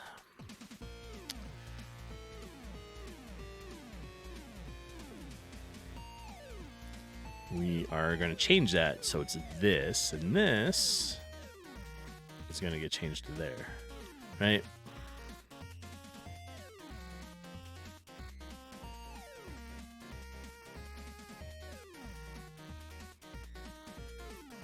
There, perfect. And thank you, Term, for doing the celebration. That celebration one's actually built into the Twitch app that I have, all the avatars, right?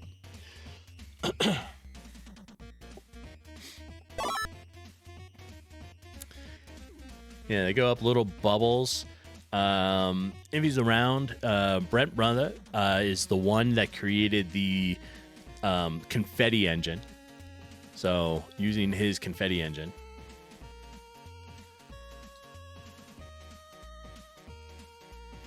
All right, where do we need to be? Marsh Bottom. Go there.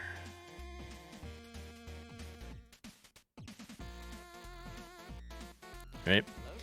Hello there.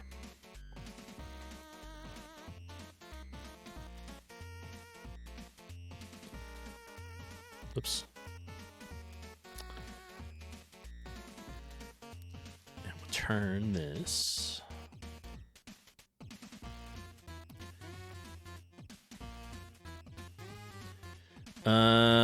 Love a good tile map. Dave, welcome in. Yes. I don't know. I like doing a tile map. I enjoy this, like one little tile at a time. I know there's easier ways to do it and whatever, but I'm enjoying doing the tile mapping like this, right? It kind of brings me into the game a little bit for me as a developer, right? Like I'm inside it more. Yeah. And right now we're just kind of doing the grass of the different areas. So, you know, there's no voids, the big black areas.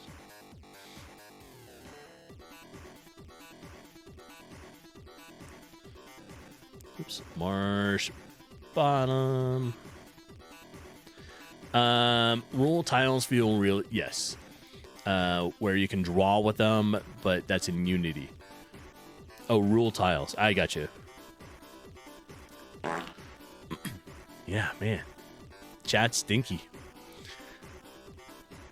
Yeah, you can't really see them, but I do have, like, this is my tile set for this.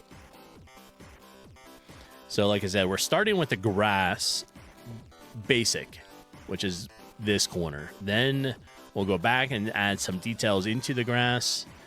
And then we have some more, like, next level up stuff.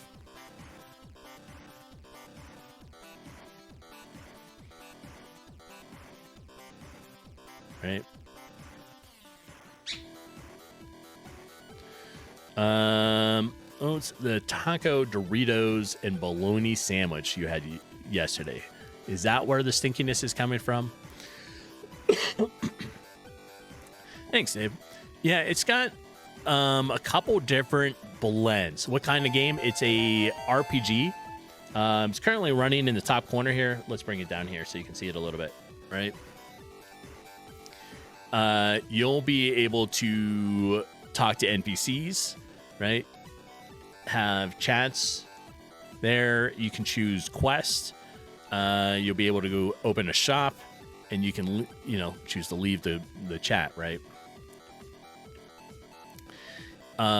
For testing, I have the shop on B. So right now, this is it, right? So when you're in the shop on the left, if you choose it, click on it, you have a buy option. So I can buy that, and it will go into my inventory, right? So this is like essentially player inventory, and then I have barkeep inventory.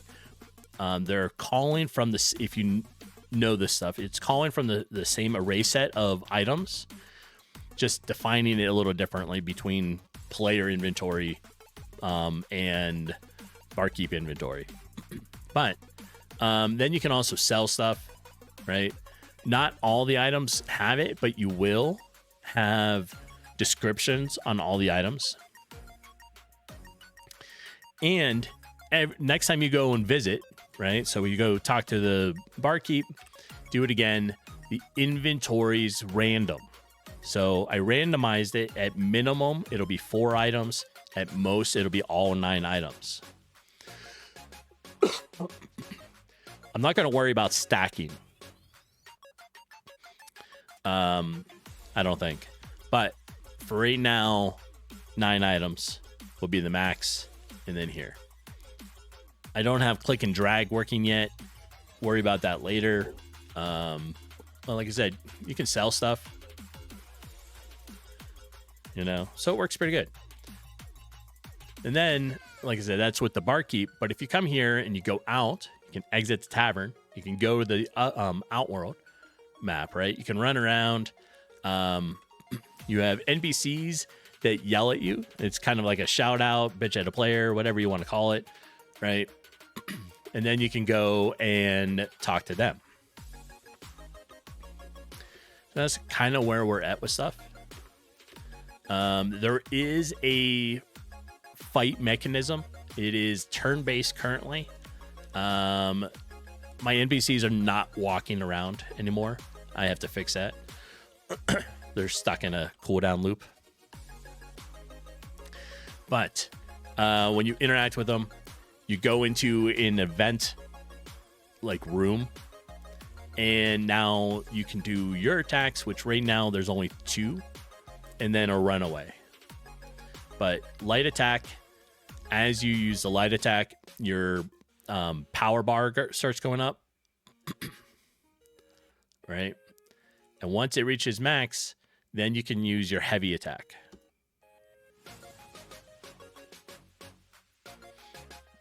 So that's where we're at with things.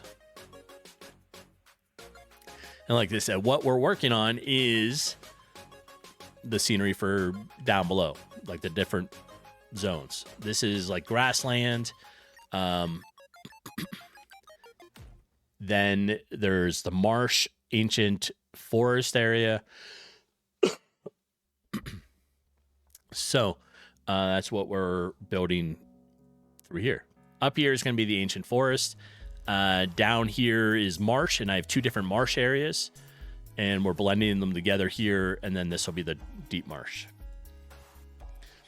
I thought it was turn-based, then bought Dragon Quest TD HD remake, and just like that, you're back. Yes. Oh, and Dragon Quest is coming out with a remake. Is it a remake? Yes. Do I still have the link? No. It is coming out in. Let me see if it's on the list here. It's in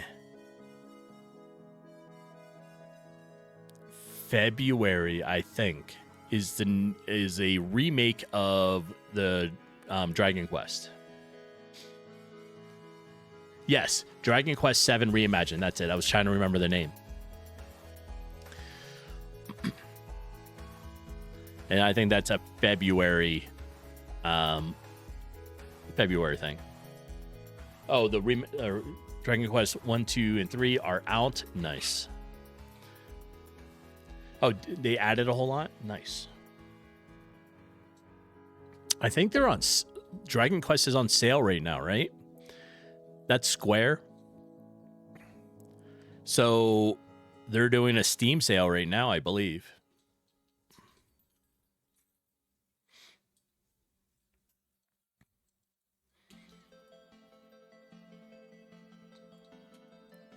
All right.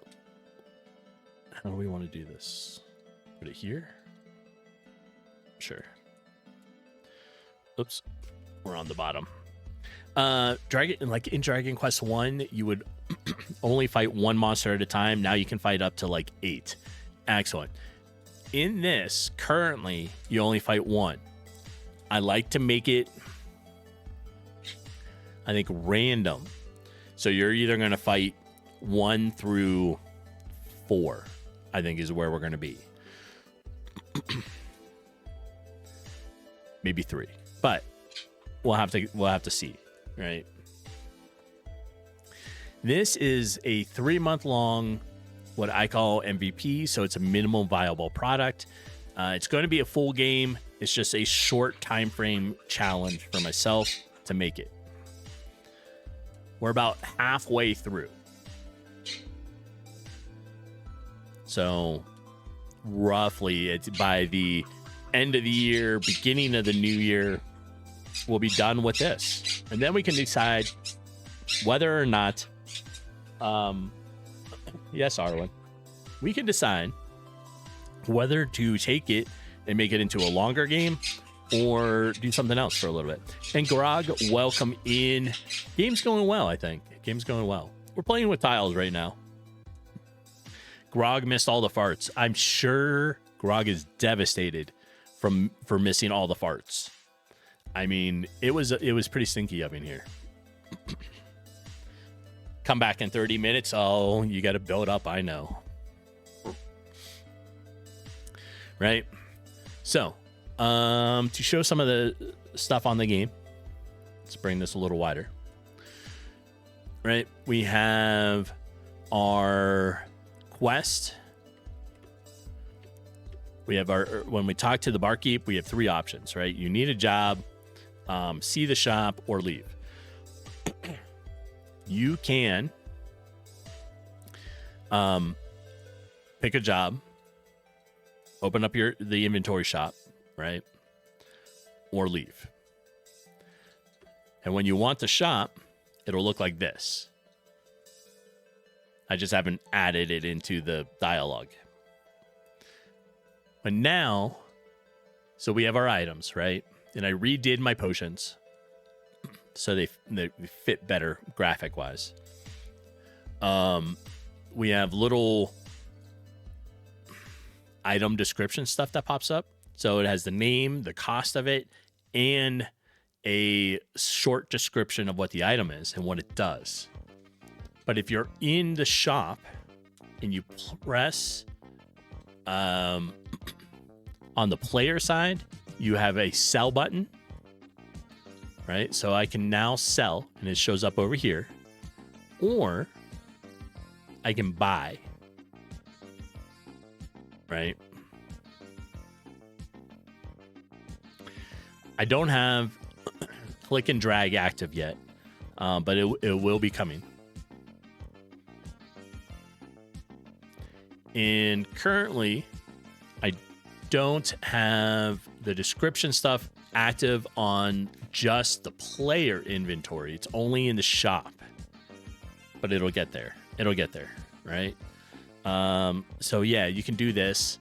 You can buy like everything here, right?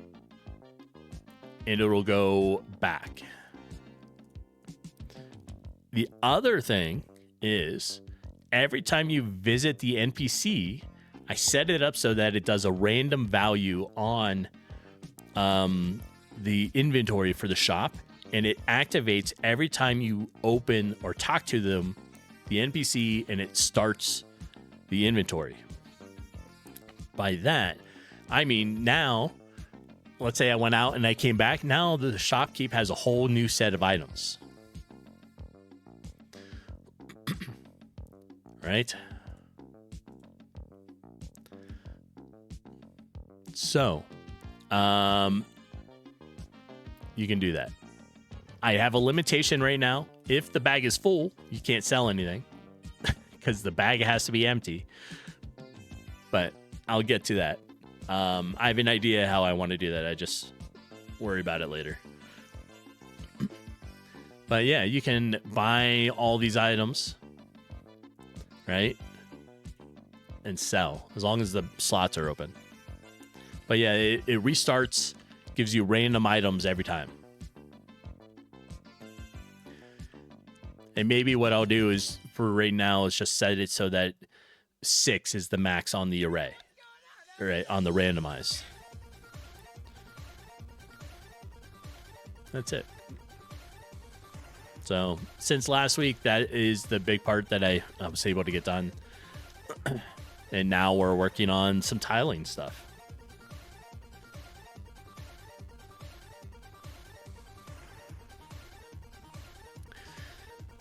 And to show it, here's the stuff where I added the descriptions into, right? And then here's how I did the barkeep inventory. Essentially restock it, and it pulls from the set of items. But it's grabbing inventory apple, right? So global inventory apple, and where that is right here for global inventory. It's grabbing it, and that's how like both the shop side and the player inventory will have the description on it. So it's one location. And then I have check for player slots, hover here. That's what highlights the items, my barkeep inventory, and this is where I'm getting my list for player and the barkeep. That pretty much took me all week. But I got it. At least to there. We're to that point. So y'all, are you having like beans or something for breakfast? Right, Arwen? Arwen needs a little gas mask.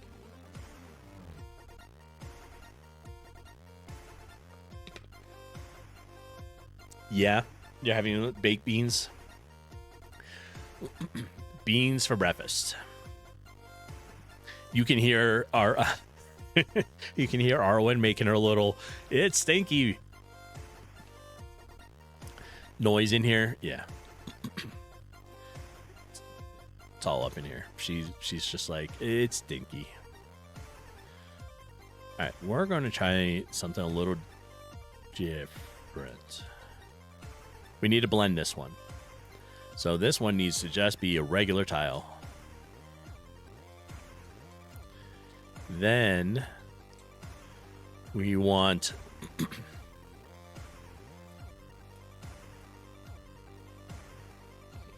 maybe something like that. Right? We can leave it like that, and that will blend some of that together. And if we go marsh, hello,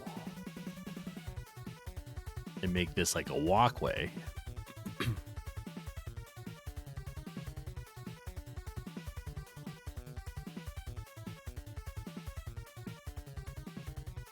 There. The little lizard thing. I don't have the little lizard. Nope. I should get the little like channel point with the lizard that just sits there and say lizard. Actually, I don't know if it's available on Pangea or not. I wasn't paying much attention to it. It's on Pangea. You have it. Nice.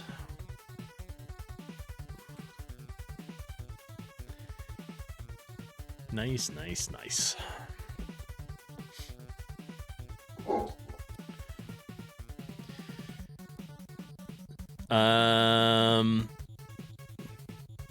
You hear the little screen. You love your man's talent to challenge himself to doing this. Excellent. Yeah, this is a 3-month challenge, basically, to create a game in 3 months, right? The idea is I produce a minimum viable product, is what I'm calling it, MVP. So then, if there's enough interest in it, take it and expand it into like a bigger game. But right now, what's like 5 days in hours? Where are we at? 172? Something like that, 180? So right now I'm at 180 hours working on this. Whatever 5 days is plus like 15 hours is my time recorder on this, right?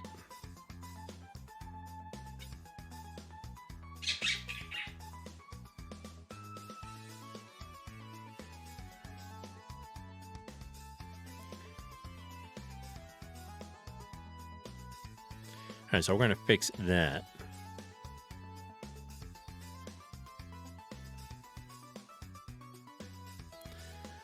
What engine is this? This is GameMaker. I chose GameMaker for a couple reasons, but mostly because like I'm doing 2D and I know GameMaker is just really good at it, right? So I thought it would be a good one to start with, to learn. I'm still on my game development journey, learning how to do things. In April of next year, that'll be February of next year. That's 2 years for me now, learning how to do things. In that amount of time, I have done a number of projects in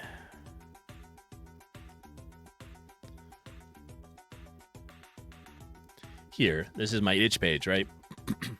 So I started with like remaking Asteroids, right? Then I started a game called Pixel Warrior, which is my 2D dungeon crawl game, and that one took me a year. I didn't know what I was doing. I kept redoing the code. It spaghettified. It was bad coding. But it took a year, and the game's there. You can play it, right? It's definitely shorter than originally I wanted, but I thought, finally I just decided, you know what? We're going to call it at a year, and it is a really good first game that I could go back and review and compare to where I've, made my way to. In between all that, I did 4 game jams. 1, 2, 3, 4. Balloon Lift was the latest one that I did. You could definitely tell a difference between this one and the other ones. The Twitch Avatar app I did this year, but it was April, May, and June of it. And that is what you see running around at the bottom of the screen now. Then I did a 3-month tower defense game. And now we're on to a 3-month long RPG.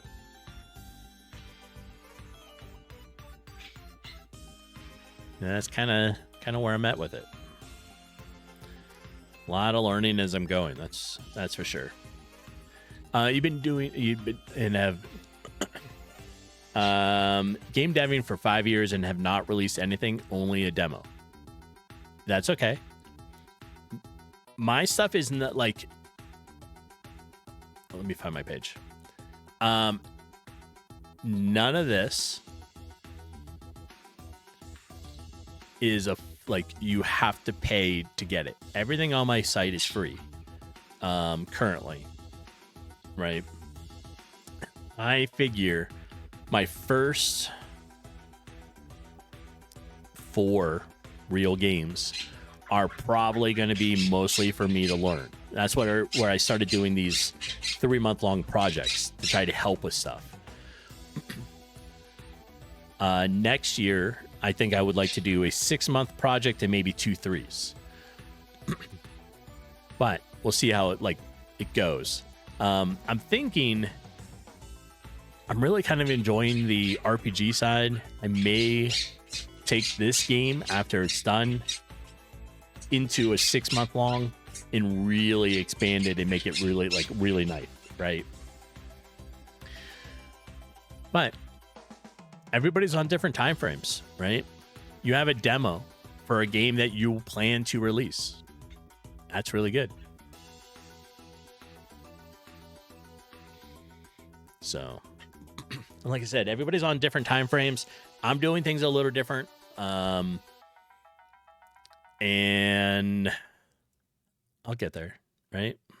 I would like to eventually get to the point where I'm like, you know what? I can sell this and put it out there.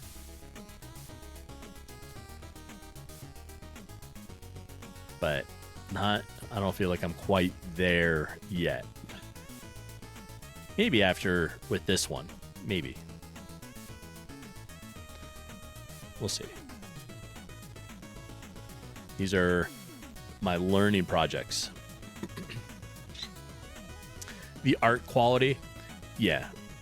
So the art, because they're 3-month-long projects, they're not mine. This is an art bundle, art assets that I bought for the rights to be able to use it, right? Hamster, welcome in. How you doing? How's your Saturday? Right? I can change some stuff and all that stuff. I have all the rights to be able to do stuff, but right now it's just basically the bundles for it. I am. I'm having a good Saturday. We're working on some tile stuff, building our map out, all that fun stuff, right? Yeah, it's a great place, right? So the quality I wanted pretty nice, which is why I went with somebody's asset. Like I said, I bought the rights to it. I have personal and commercial projects, so I can put it out there and sell it if I want. But I was like, well, for a 3-month project, I'm not a pixel artist that can get that done. Have you seen NPC Maker on itch? I don't know if I have or not. Let's see. Jeepin, you finally got the app working you needed for the firmware updates. Excellent. All right. And you can, Dave, when you find it, you can just go ahead and feel free to post that right there. So, Hamster, what are you up to today? Working more on your game?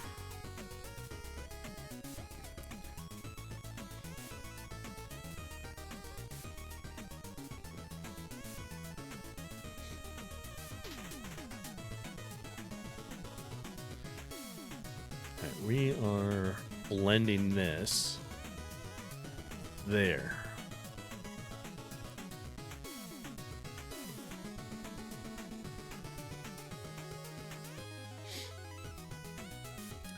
Right? So, like I said, we're blending two areas of the marsh together. Oh, hamster. Let me find it. On Pixel Warrior, right? This is kind of what I was doing for my light system, right? I forget the name of it now. The one you were using. What did I call it? Or what was it? Glare engine. This is not the glare engine, right? I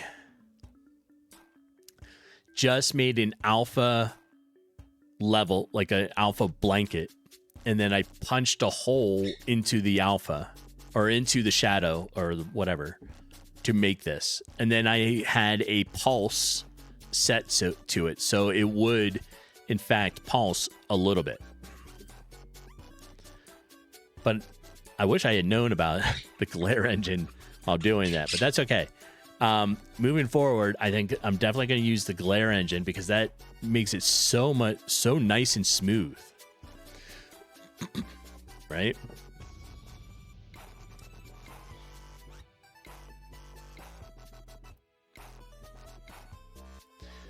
Okay, so we you've never seen glare. All right, let me pull it up. We can look at it. Glare engine is something that Hamster Hammer is using, but it's designed for GameMaker Studio, right? As a light system. And it just really, Bulb is a free one by Juju. Oh, I don't know. Bulb is another good one I've looked at. I only recently found this.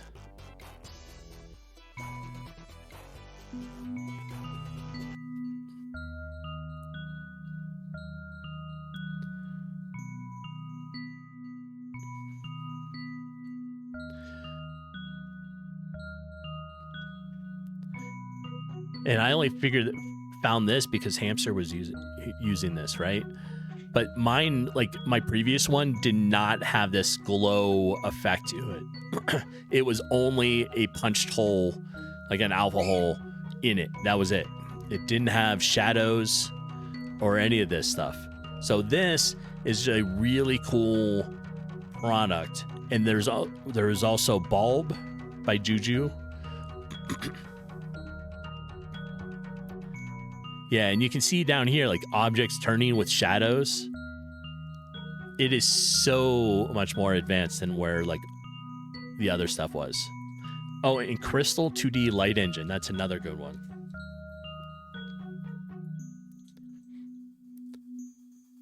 Yep. So, this is... let me post this. This is Bulb. Or not Bulb. This is Glare. Right here. And the big kicker was the responsiveness of the creator on his Discord. That is a big one. If the creator has a Discord for it and you can get in there and ask questions and help and you're getting responses, that's a huge benefit to it. Huge benefit.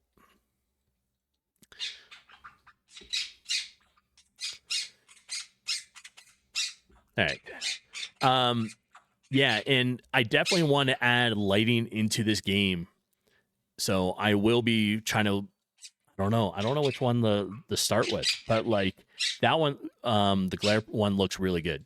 So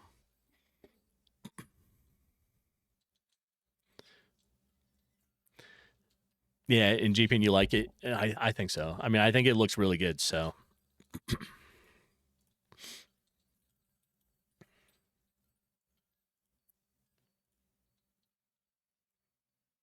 Oops, let's make this a little bigger so I can see it. You posted in the Discord, arts and crafts made the most sense. Thanks for joining the Discord, by the way, Dave. There are roles. So if you choose game development, you will be able to see the whole game development area. If you choose streaming, you'll get to see all the stuff with people that are streaming and what's going on there and that kind of stuff. And then there's also gaming. So if you like gaming outside of working on a game, there's that whole section there, along with some of the game servers and stuff that we run for the Discord. But let me pull up this. Okay, so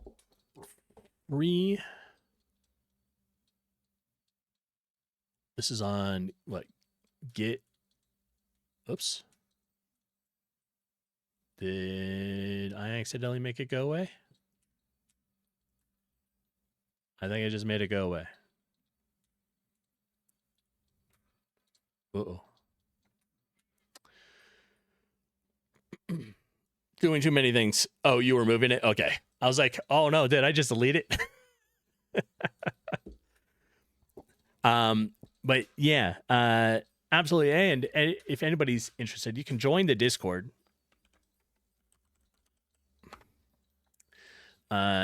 You have game development area that I'm expanding and trying to work on. There's stuff for streaming if you're interested in what everybody's doing or talking and seeing things. If you're also a streamer, there's a self-promotion area. You can be able to post in there anytime you want. There's gaming area, looking for group if you need people to play with, that kind of fun stuff. Not bad, right? Little conglomerate Discord. All right.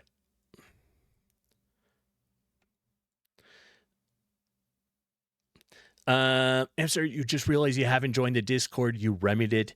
Thank you very much for joining the Discord. I appreciate that.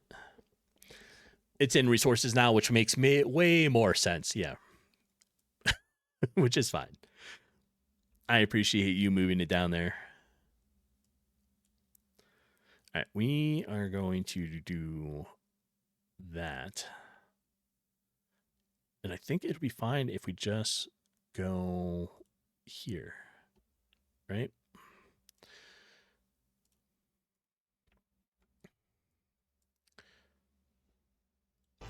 Yeah, so like I said, I'm expanding the Discord areas all the time. I try to come up with new things to put in it. I think I want to make like a little help section as well, but feel free anytime. You can just post stuff or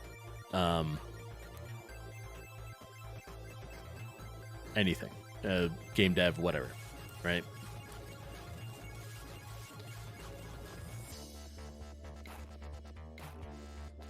There, we need to fix this little area.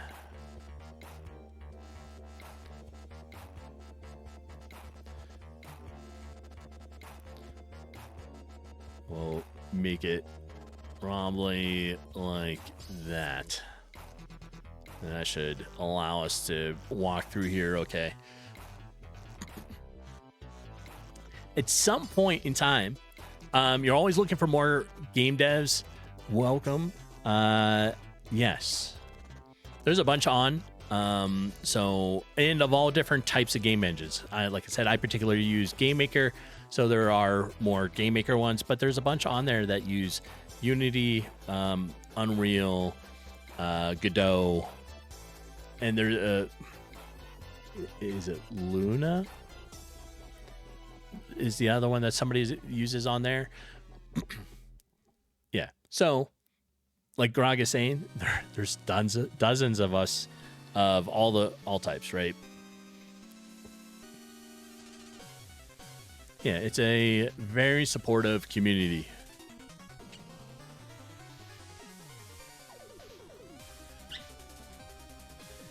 All right. Sometimes it does that. I don't know why. But I think oops. Is that gonna work? Probably not, huh? It's gonna make that one, the bottom one, disappear. Badly. I'll have to turn it back here. RON, can I help you? What? I hear you. So if you don't know, RON is the 4-year-old Quaker parrot who thinks that all the stream stuff is just me talking to her. So she gets excited.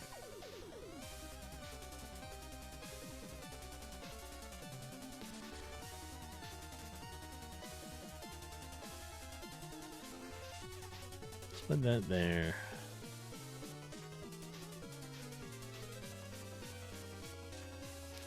And we'll put this underneath there. Okay. So now we have finished up just the bottom levels of grass for this side of the marsh, and now started the deeper end of the marsh, right? Like into the deep marsh.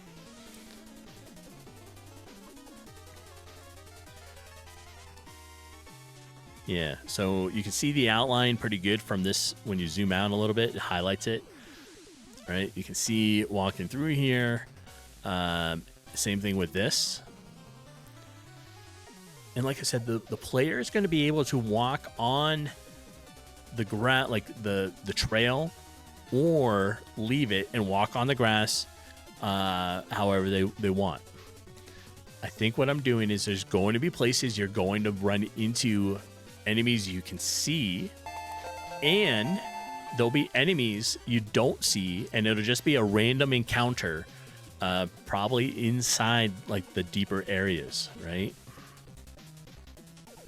And thank you for the follow. I appreciate it.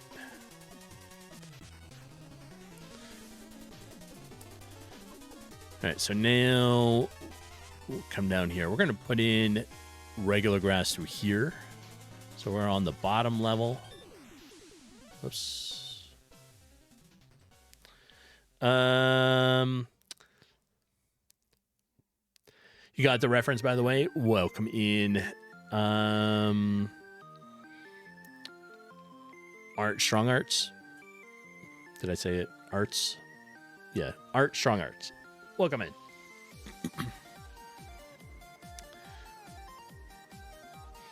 And Homeless, you love that sound that just went off when you get an item in an old Pokemon game. Yeah, it's kind of like the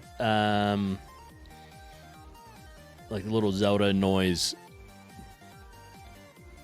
Art, nice to meet you. Yeah, the follower sound. It's like, I have an item.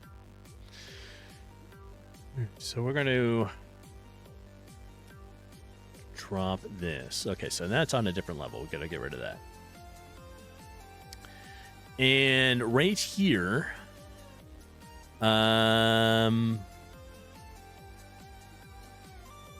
it's not grass below. Maybe it's grass above. Nope. Grass below.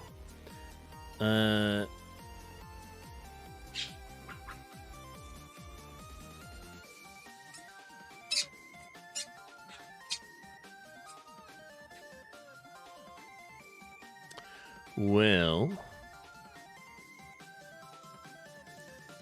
wonder what level this is.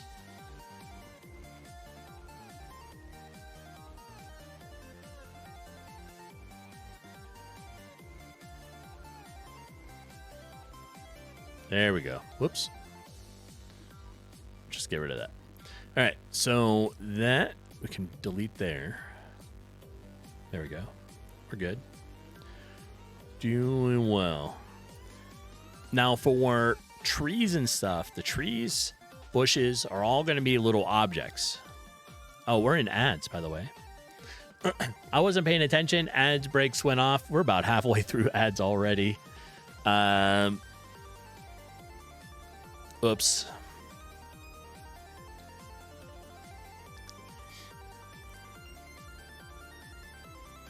normally, if I'm covering important things, I try not to be on ads when I do it. I usually play like chess or something else, but just doing tile design, I don't think it's that big of a deal.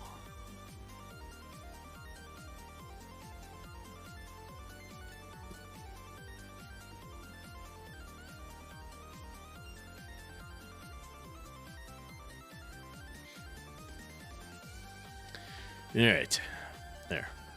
So now we'll finish the edging on this, and we're getting there, right? So this will be the end of the dark marsh, and then this is ancient forest, which is a little bigger of an area. It's this whole section here, and we have two different style marshes.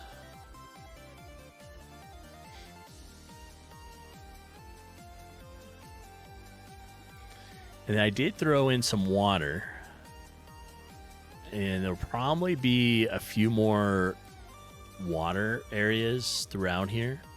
Just haven't figured out where yet.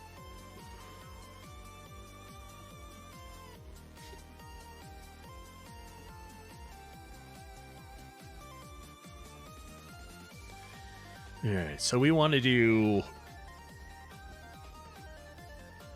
probably this all the way around, right? And like I said, the player is going to be able to walk on the path or off the path if they want. Arts, you do not use GameMaker. You are an Unreal-aholic, but it's nice to see how other half works. Excellent. Absolutely. GameMaker is the only one I really know. I've been learning it for almost 2 years. Before that, before I started my whole journey, I was not a programmer. So I'm learning everything as we go. Right? And right now, I'm using tile sets. I don't know much about Unreal, right? But I'm using tile sets to develop the landscape. And I know there's multiple methods, right? But the game is a RPG. You can see it in the top corner of the map here.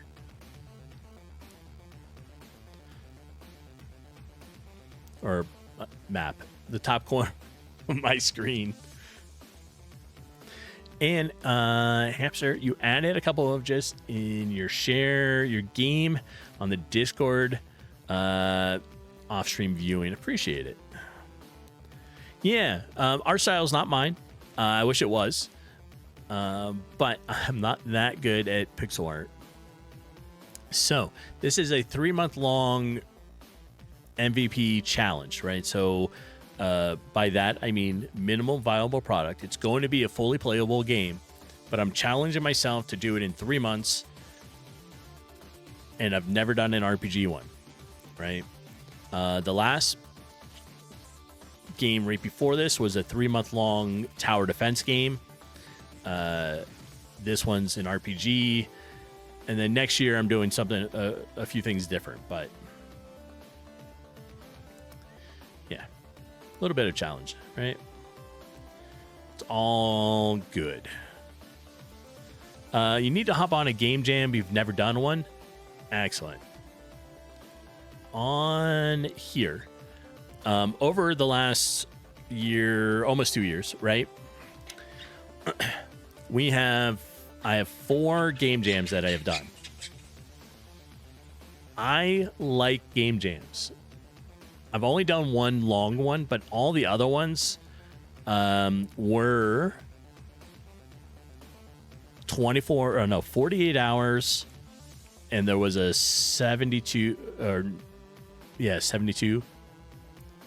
So all of them were like 3 days, 2 to 4 days. How's that? The latest one I did was this bubble pop here, but you can play on the browser, and all you control is the up and down, and you got to use the air currents to move around. So it was a challenge for sure. They all have themes, which is fun to do, right? Like I said, this is my itch page, but yeah, you can check them out, but it's a lot of fun.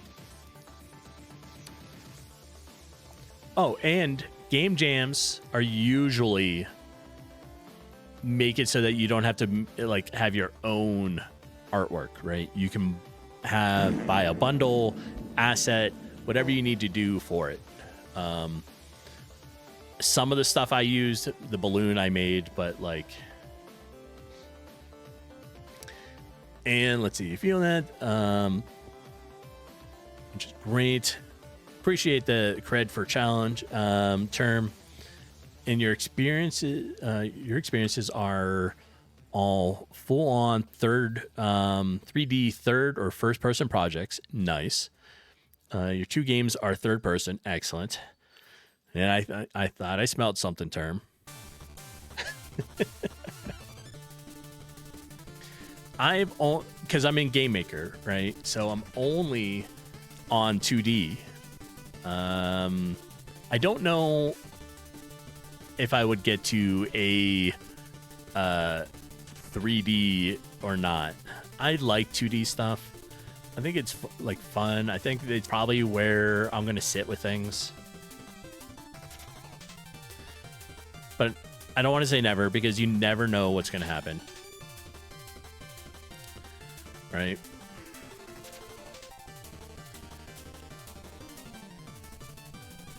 And Grog, game jams are great. Awesome for improving as a dev. And Arts 3D can be annoying, I'm sure. Like,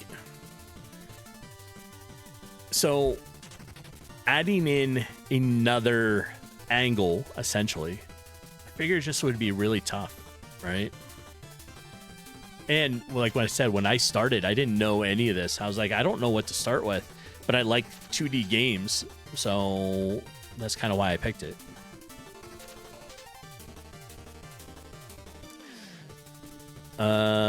Oh, answer, you work in Unreal 5 as well? I didn't know that.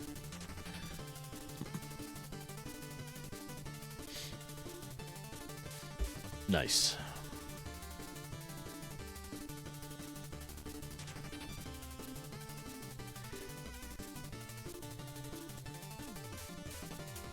Okay, so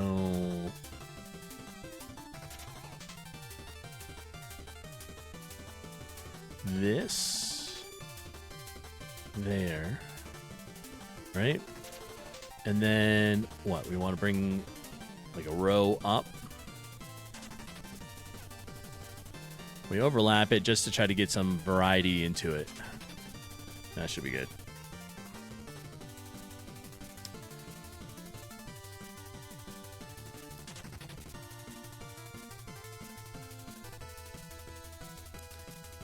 Oops. There we are.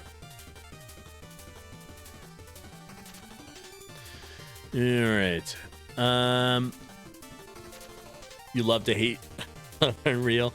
Yeah, that's how a lot of people get with stuff, especially deving, right? You've been in Unreal for almost 10 years now, so you know its quirks. That's a long time. I would surmise you definitely get to know your engine that way.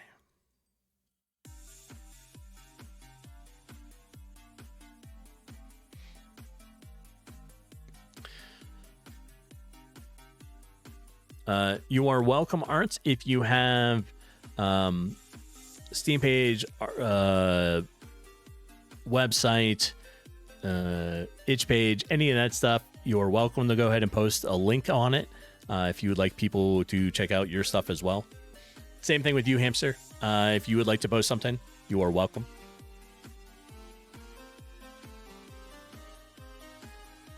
All right, we're going to do this. And like I said, overlap just a little bit to try to get a little bit of variety into it. And we'll change that. And switch the bottom.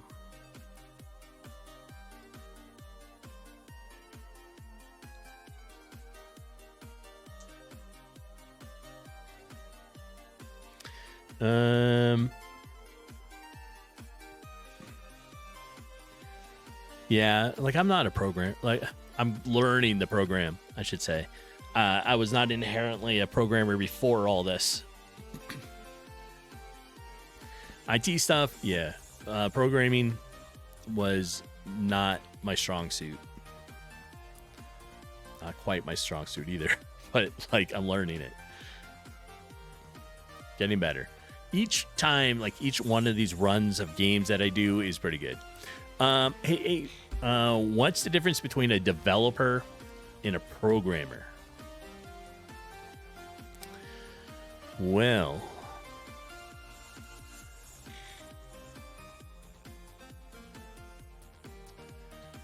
how's a good way to answer that? The difference between a developer and a programmer's levels of depression. That yes. So, you have, I guess, different ways of going about it, right? If we want to look up like an official answer, let's just do here. Difference between developer and programmer, right? So programmers primarily write and test code. Okay. A developer usually has a wider range of job duties that include usually, like this is saying software, development lifecycle, design, planning, project management, that kind of stuff. So you wear more hats in the job process. But if you're a programmer, you generally are just sticking to a couple things. Like you're writing stuff, you're testing the code, that type of stuff. That's sort of the big difference between the two term.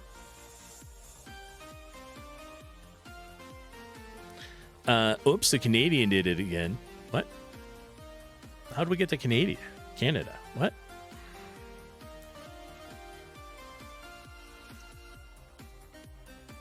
Anyways, I don't know how we got to Canada. Come back here.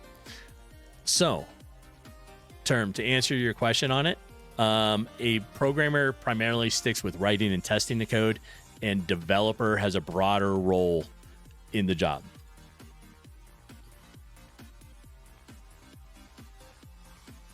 There. All right. You asked a big question. Sorry. It's not that big of a question. Not at all. It's a simple. It was easy to help and pull it up, but was that a good explanation for you, term? And Arts, there's your latest game, Rage Anger Management. Nice.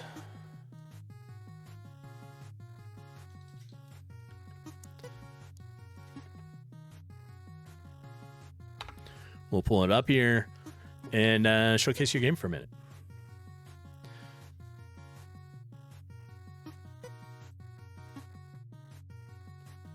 Oh, that's nice looking.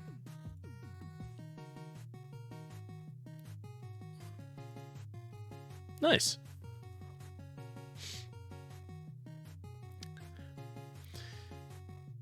All right. Oh, and it's free to play. All right.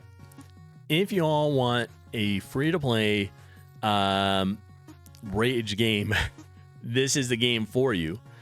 And Arts there is the developer. I like how it looks. Steam is being a little slow today.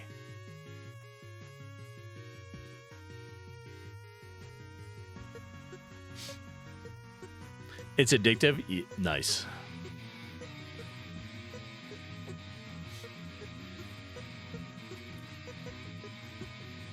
Unlock 5 unique characters. Yeah, good job. This is cool.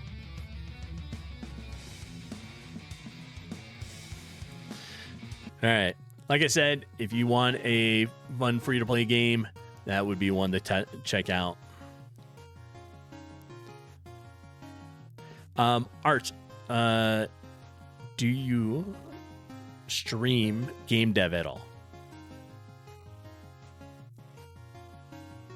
To save time, you use marketplace stuff. That's okay. That's what most of mine is.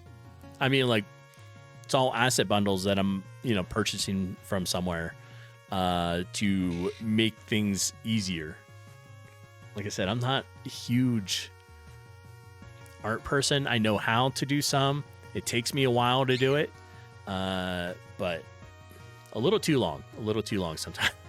But I get it done, right?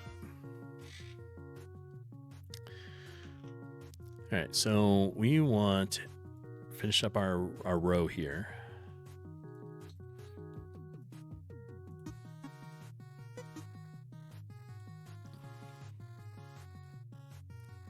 There. You'll be starting back up very soon, next week or so. You streamed for a few years, about a year ago. Nice. Yeah, when I first started, I was doing in real life streams. I was doing game streams. Then I wanted to only take like a month off, and it ended to be like a year off. But during that time off, I started on game development. And then I was like, you know what? I'd like to come back to streaming, but I think I just want to do this and learn more while on stream. So that's what I did. There is no rule that you that to make a game you have to do all the art, sound, music, right? You just need to coordinate it all. That's all. Right? You can buy, because you can't, as much as all of us like to try and wear all the hats, you can't wear all the hats.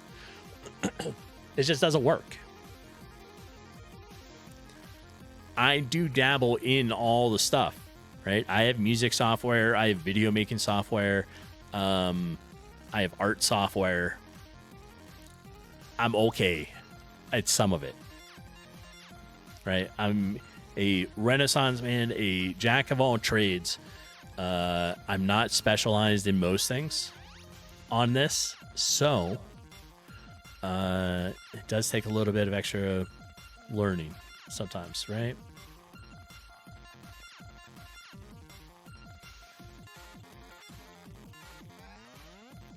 But that is all okay. You got a software, Jiggly, welcome in. How you doing? So you got software making software? Yes. You use Unreal and make ambient ASMR video, stuff to sleep and study too. It's kind of cool. That's neat.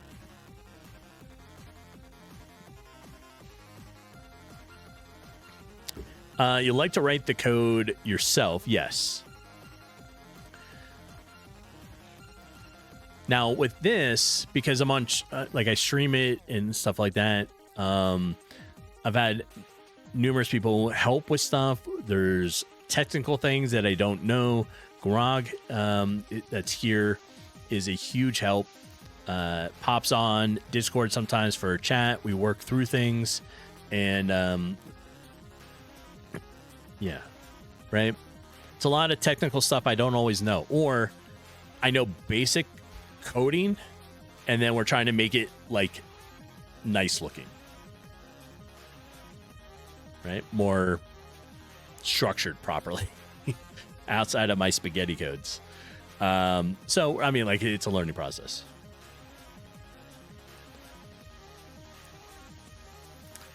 That's all.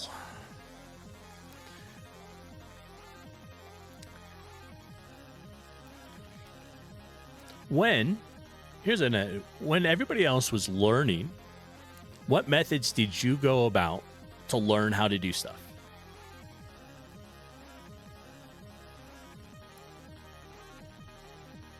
Are you self-taught? Did you take a school course? YouTube? Racky? Yep.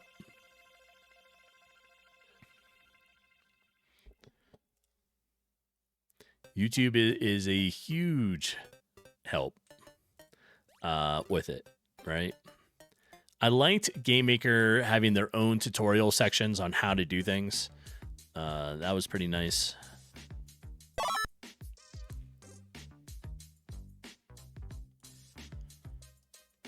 All right, so this... Oops. There. I heard the sunflowers. Grim, welcome in. How you doing? How's your Saturday?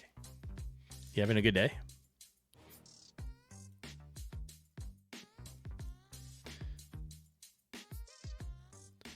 All right. This looks okay. We need what? This top one. This corner might be a little tight if I want to do that, right? Dave, you started in 2020. You picked Unity just due to the huge library of tutorial videos. Yeah. Grim, how's everybody doing? Good so far. You're about to head to work. I'm glad you stopped in. Sorry you got to work on a Saturday. I used to work on Saturdays. I'm glad my schedule got changed, and I don't have to work Saturdays or Sundays anymore, or Mondays. Dave, now, yeah, Dave, you're too deep in to change engines. Stuck with Unity, but it does 2D very well. You're not all. You could probably switch if you want. Probably, right? And Kalmar, personally, you're mainly self-taught, but have taken college classes, YouTube tutorials, Udemy, and all the above. Nice. Back when I was going through school, we didn't have the right courses for this stuff. So I did not take any college courses on this. My stuff was like IT, like computer science is my main degree. Then I have a minor in business management. I have a minor in environmental science. Ignore how that one got there, but I have that. Then I have an art minor as well, graphic art. But it's all hand-drawn stuff. Mostly like architect stuff. I make myself sound old. I'm only like 4,000 years old. It's okay. I've come to terms with it. So we're good. I'm a little old though. It's all right. Right? I have done lots of things all over on top of each other. So, I did all that. I did turnkey operations, meaning like I was buying and selling companies, starting them up, spending the first 2-3 years, got them up and running. Lots of project management work type of stuff. So I did that stuff. I originally wanted to go into criminology and computer science and do cybersecurity stuff, but it wasn't, I don't know. I didn't like the way things were when I was doing it back then, so I didn't go that route. In your school, they still use the VAX machines? Yes, the black and green monitors, correct. Yeah, I had those too, the VAX terminals. Which is why my notepad, like I use Notepad++, I make it black and green because I like the VAX machines. Terminals. It's my terminal look. Kevlar, you were able to get a job as a programmer for a market research company and have worked there for many years. Learned a ton of stuff. That's excellent. Oops.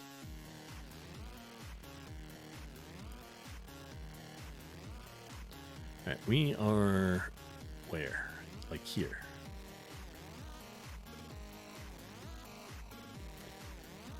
Yeah. The Vax. Yeah.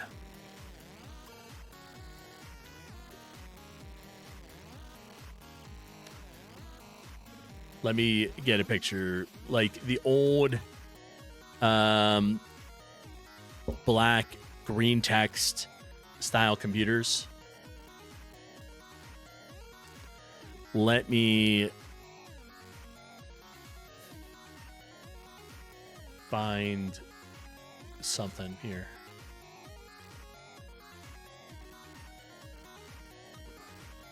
That's not a very good photo of it. But yes, that is what they are.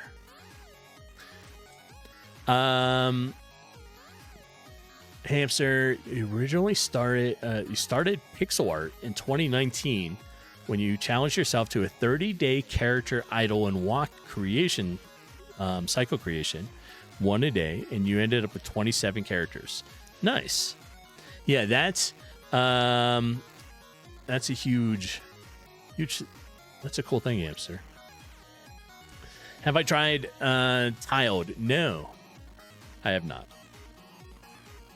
I know there's other ways to do it.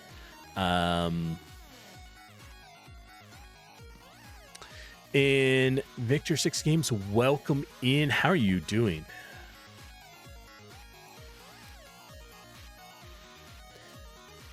And let's see. Yes. Victor, how is the veteran run company going? Right? You were working on game developers that are veterans, supporting other veterans, right? How's all that been going? I think you were just starting it really the last time I talked to you. And term, you're more smart when you watch me. I don't know. There are times, if you haven't seen the clip yet, it's over on Jeep in Stream. It occasionally shows up where I washed a keyboard in the dishwasher. It worked. I solved it. It was dirty. I cleaned it. Like, I took it apart. I put it in the dishwasher. I washed everything. And, the dishwasher washed it. And then I put it back together, and the keyboard works fine. And, yeah, Jiggly Stronger, Major 6 Games is working on something cool. You have a bunch of, a couple of different veterans doing game design, working on stuff to help benefit other veterans, correct? Yeah, homeless the tech tips with 8-bits, yes. Devers programmer Vax. Who would use it? Well, back then it would be your programmer mostly. And Hamster, you shared your Kung Fu story game. It's a GIF on Discord too. All hand drawn pixel art. Nice. See, we start chit-chatting and you discover all these really talented people in chat, right?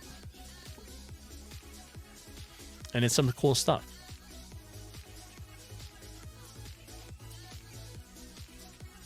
All right, so we need like marsh up. It's probably going to go with here.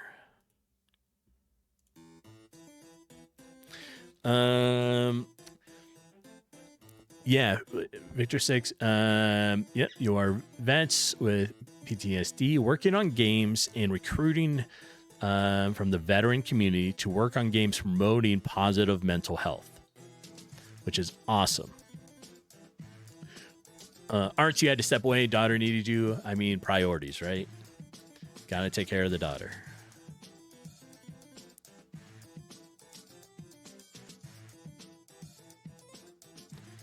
All right. Victor, 6 games. If you have anything you would like to post about it, feel free to go ahead and do so. I know there's lots of other people that are veterans here that would appreciate seeing what you're working on.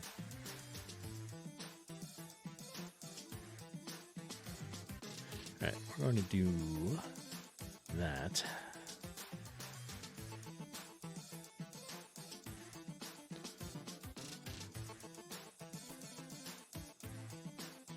There. And we'll make this come up and around. So we probably want it 2 and then blend it up.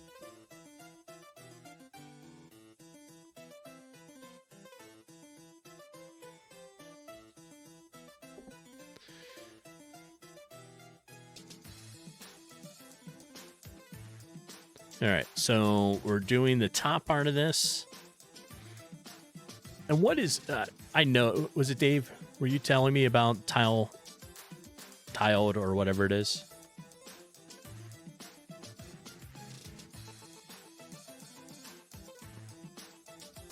Yeah. So what, like, I've only heard of it, right? I've never really looked into stuff with it.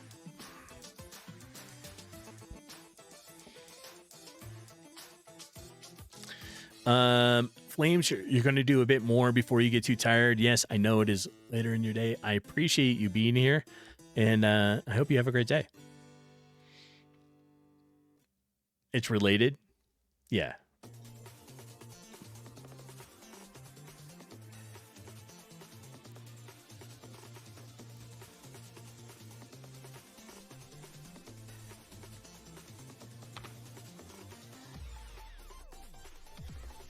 Okay. I was looking at it first. So, we'll bring this up. And it shows how tiled works. So, it's kind of like an auto tiling system, right? I don't have auto tiling put on or turn, like, made for most of these tile sets.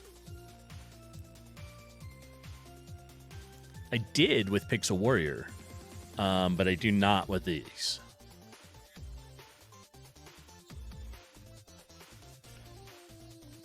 And it exports into GameMaker. Nice. Yeah. This is, like, much easier than what I'm doing. I'm taking my time. It's very slow. I know. Right? But yeah, I would be able to do, like, run along here and it would auto tile, but I don't have that set up for any of these, which unfortunately, I mean, like, there's a lot. So just on this map, right? We have those. That's all the different tile sets.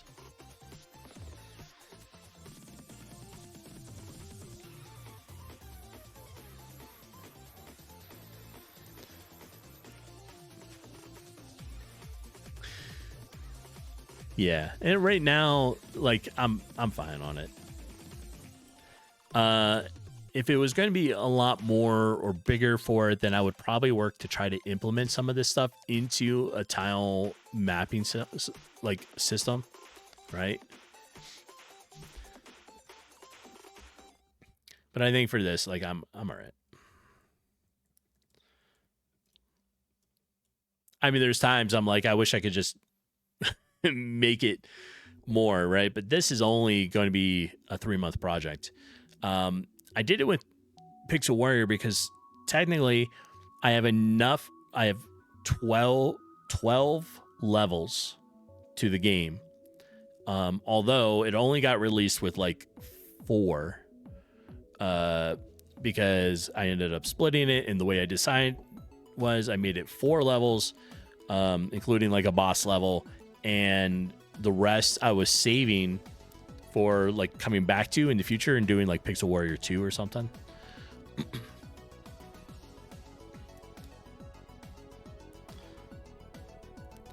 But that one, because each one of those levels was massive and was a different room, I definitely had a auto tiling set up for that.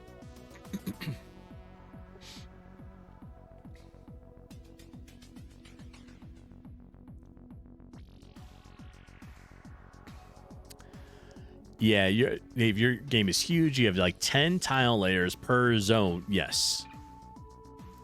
That would be why you definitely would want it, right?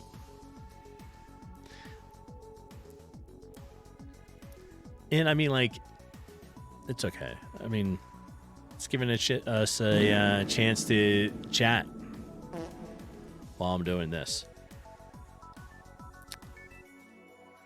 And the stinkiness comes back.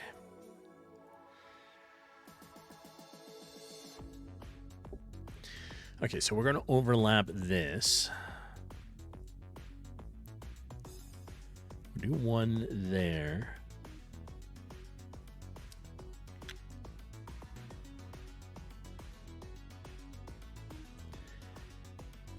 We can leave it like that. Yes, because up here is part of the ancient forest. So this is kind of where it's like splitting apart.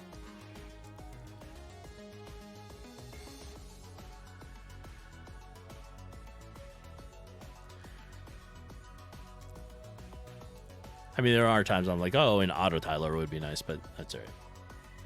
We're not going to worry about it.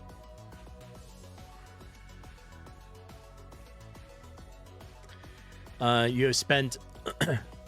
Picture you spent the last week layer blending and adding PCG to the map. Nice. Your map is 100 kilometer square. That's a big map. Big map.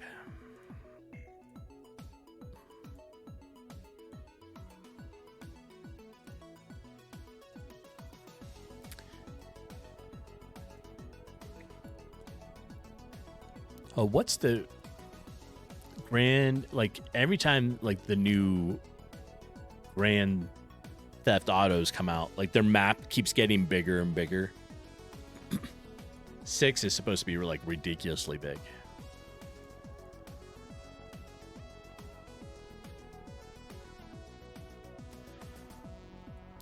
All right, so what do we want here?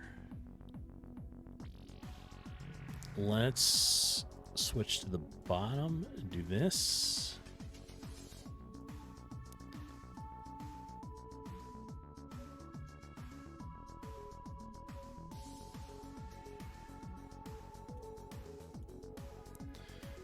And we'll blend this corner a little bit more.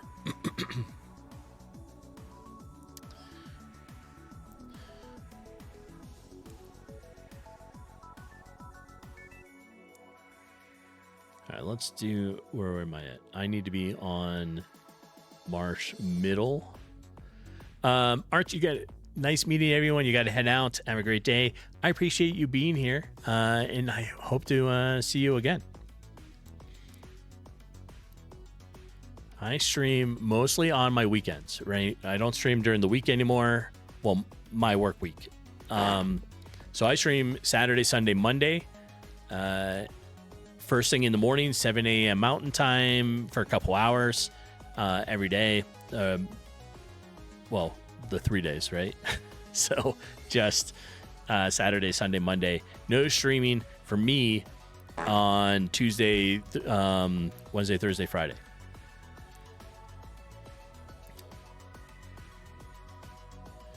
None for me. And Homeless, What have you been eating? Right? Some stickiness there. All right, how do we want to do that?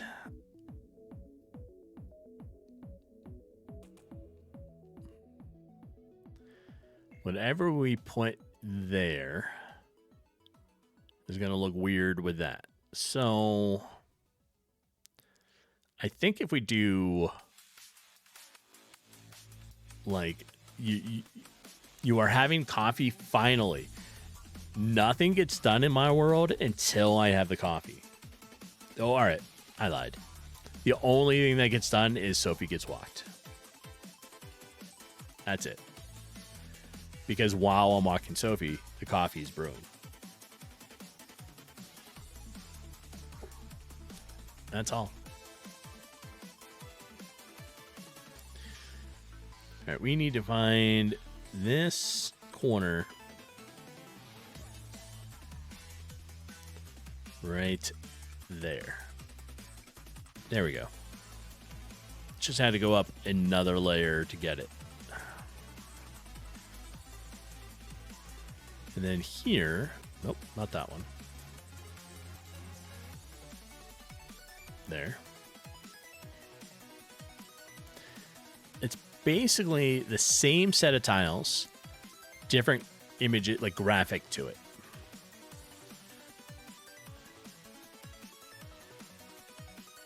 It does make for doing this a little easy that way.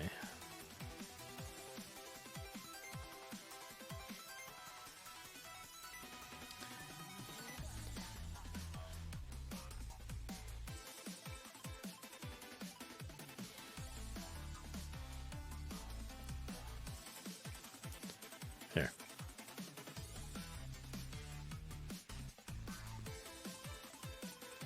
So this can now go like this.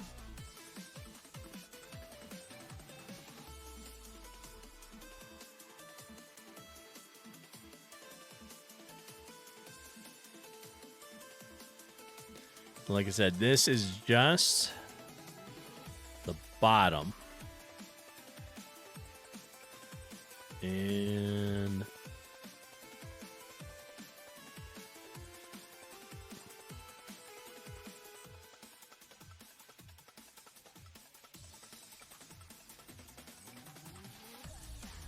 if we do that, that should be okay.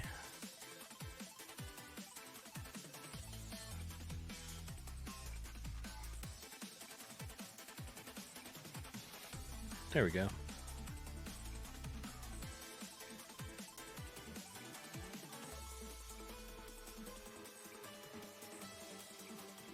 Oops.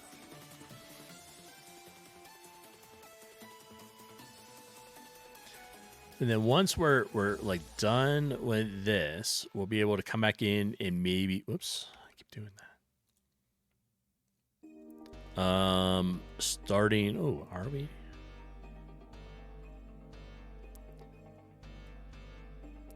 We might be. Okay.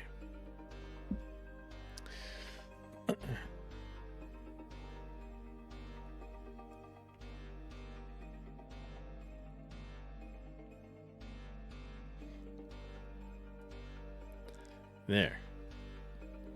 Let's finish this. And the initial leveling is of the ground is pretty much done at this point.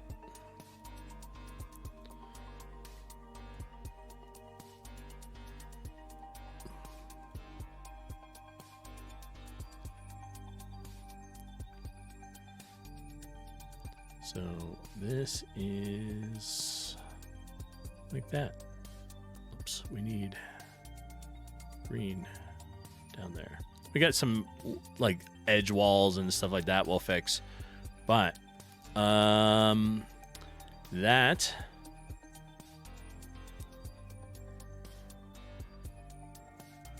there we are. That's the map.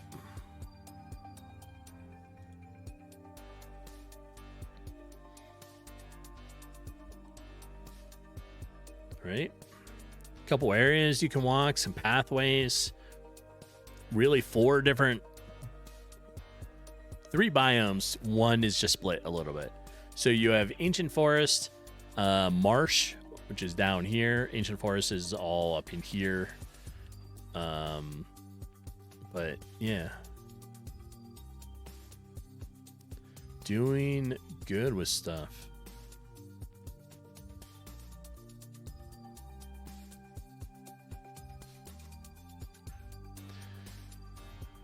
All right.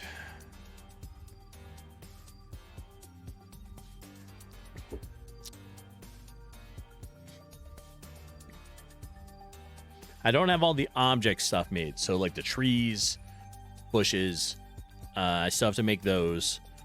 But we have hills, that kind of stuff. And we can start trying to figure out some of that. And maybe some more marshy looking stuff.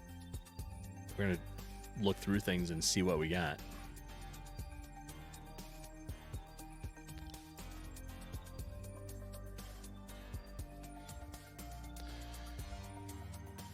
So, if we switch over to Marsh Bottom, let me turn the game off here. This is the tile set that we have.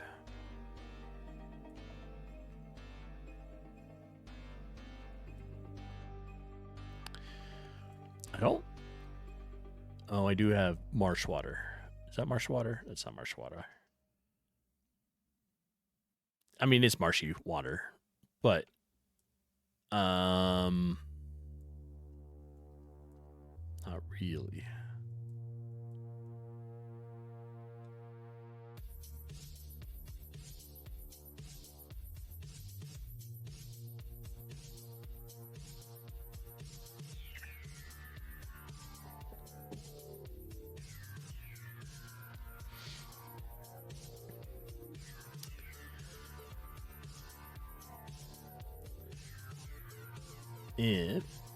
Now they have this in here, and maybe that might be good for stuff through here. Okay, you're Hamster, you're heading out to get your the car smog. You'll be back later. Hopefully catch you then. I appreciate you being here. I'm probably not going to be on that much longer. It's about 11, and there's some stuff I need to get done before I get to come back in game for a while. But I appreciate you being here.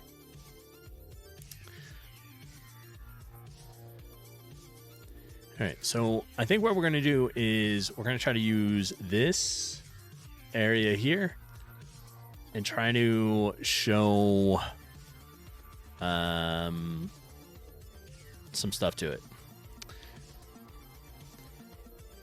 Nice seeing everyone. It was great seeing you, Hamster. I hope you have a good one.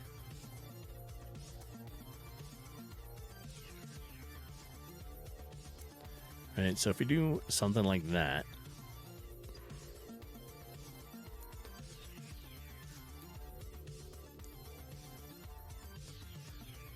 maybe turn it.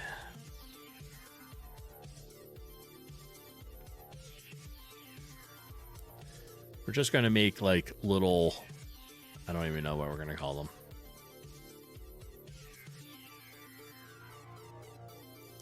Openings. That's a good thing. Like that.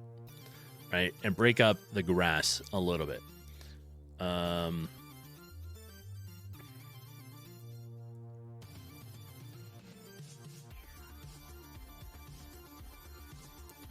We do have a couple little things to drop in.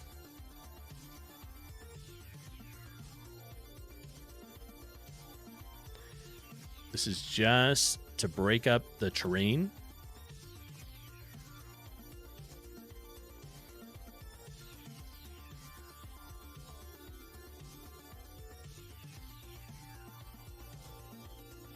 that.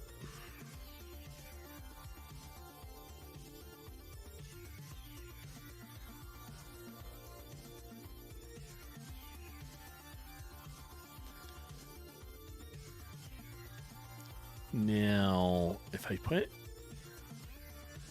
something like this,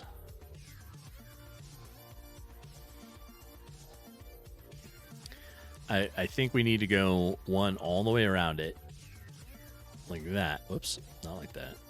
Oh, we're still on that.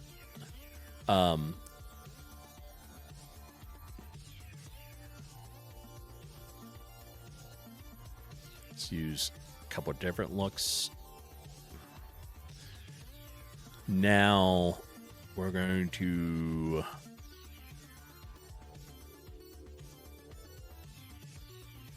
go up and over. Oop, 3, 2. Yeah, that looks pretty good, right?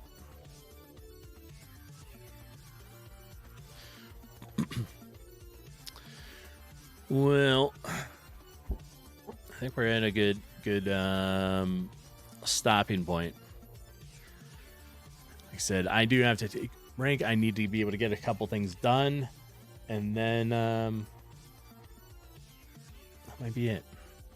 Come back and game for a little while. So, I appreciate everyone for being here. Thanks for hanging out with me on a Saturday morning. And we're going to see who's all out there.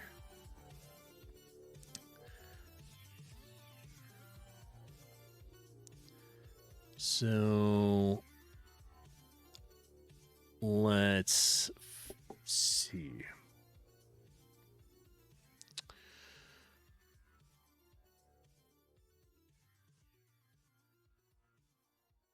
Well, maybe. Oh, I see somebody. All right. We normally try to rate into them. They're working on Godot game dev and pixel art, and it's a good one to jump into, right? So let's go say hi to JD Does Dev, and we'll get that started. I hope everyone has a great day. Thanks for hanging out and keeping me company while I do some tedious work of level design. I will be back tomorrow, 7 a.m. Mountain Time, a couple hours, probably the same amount of time, and we'll get some more stuff done. So, have a great Saturday. Let's go say hi to JD and check out what he's working on, and I will talk to you all later. Bye now.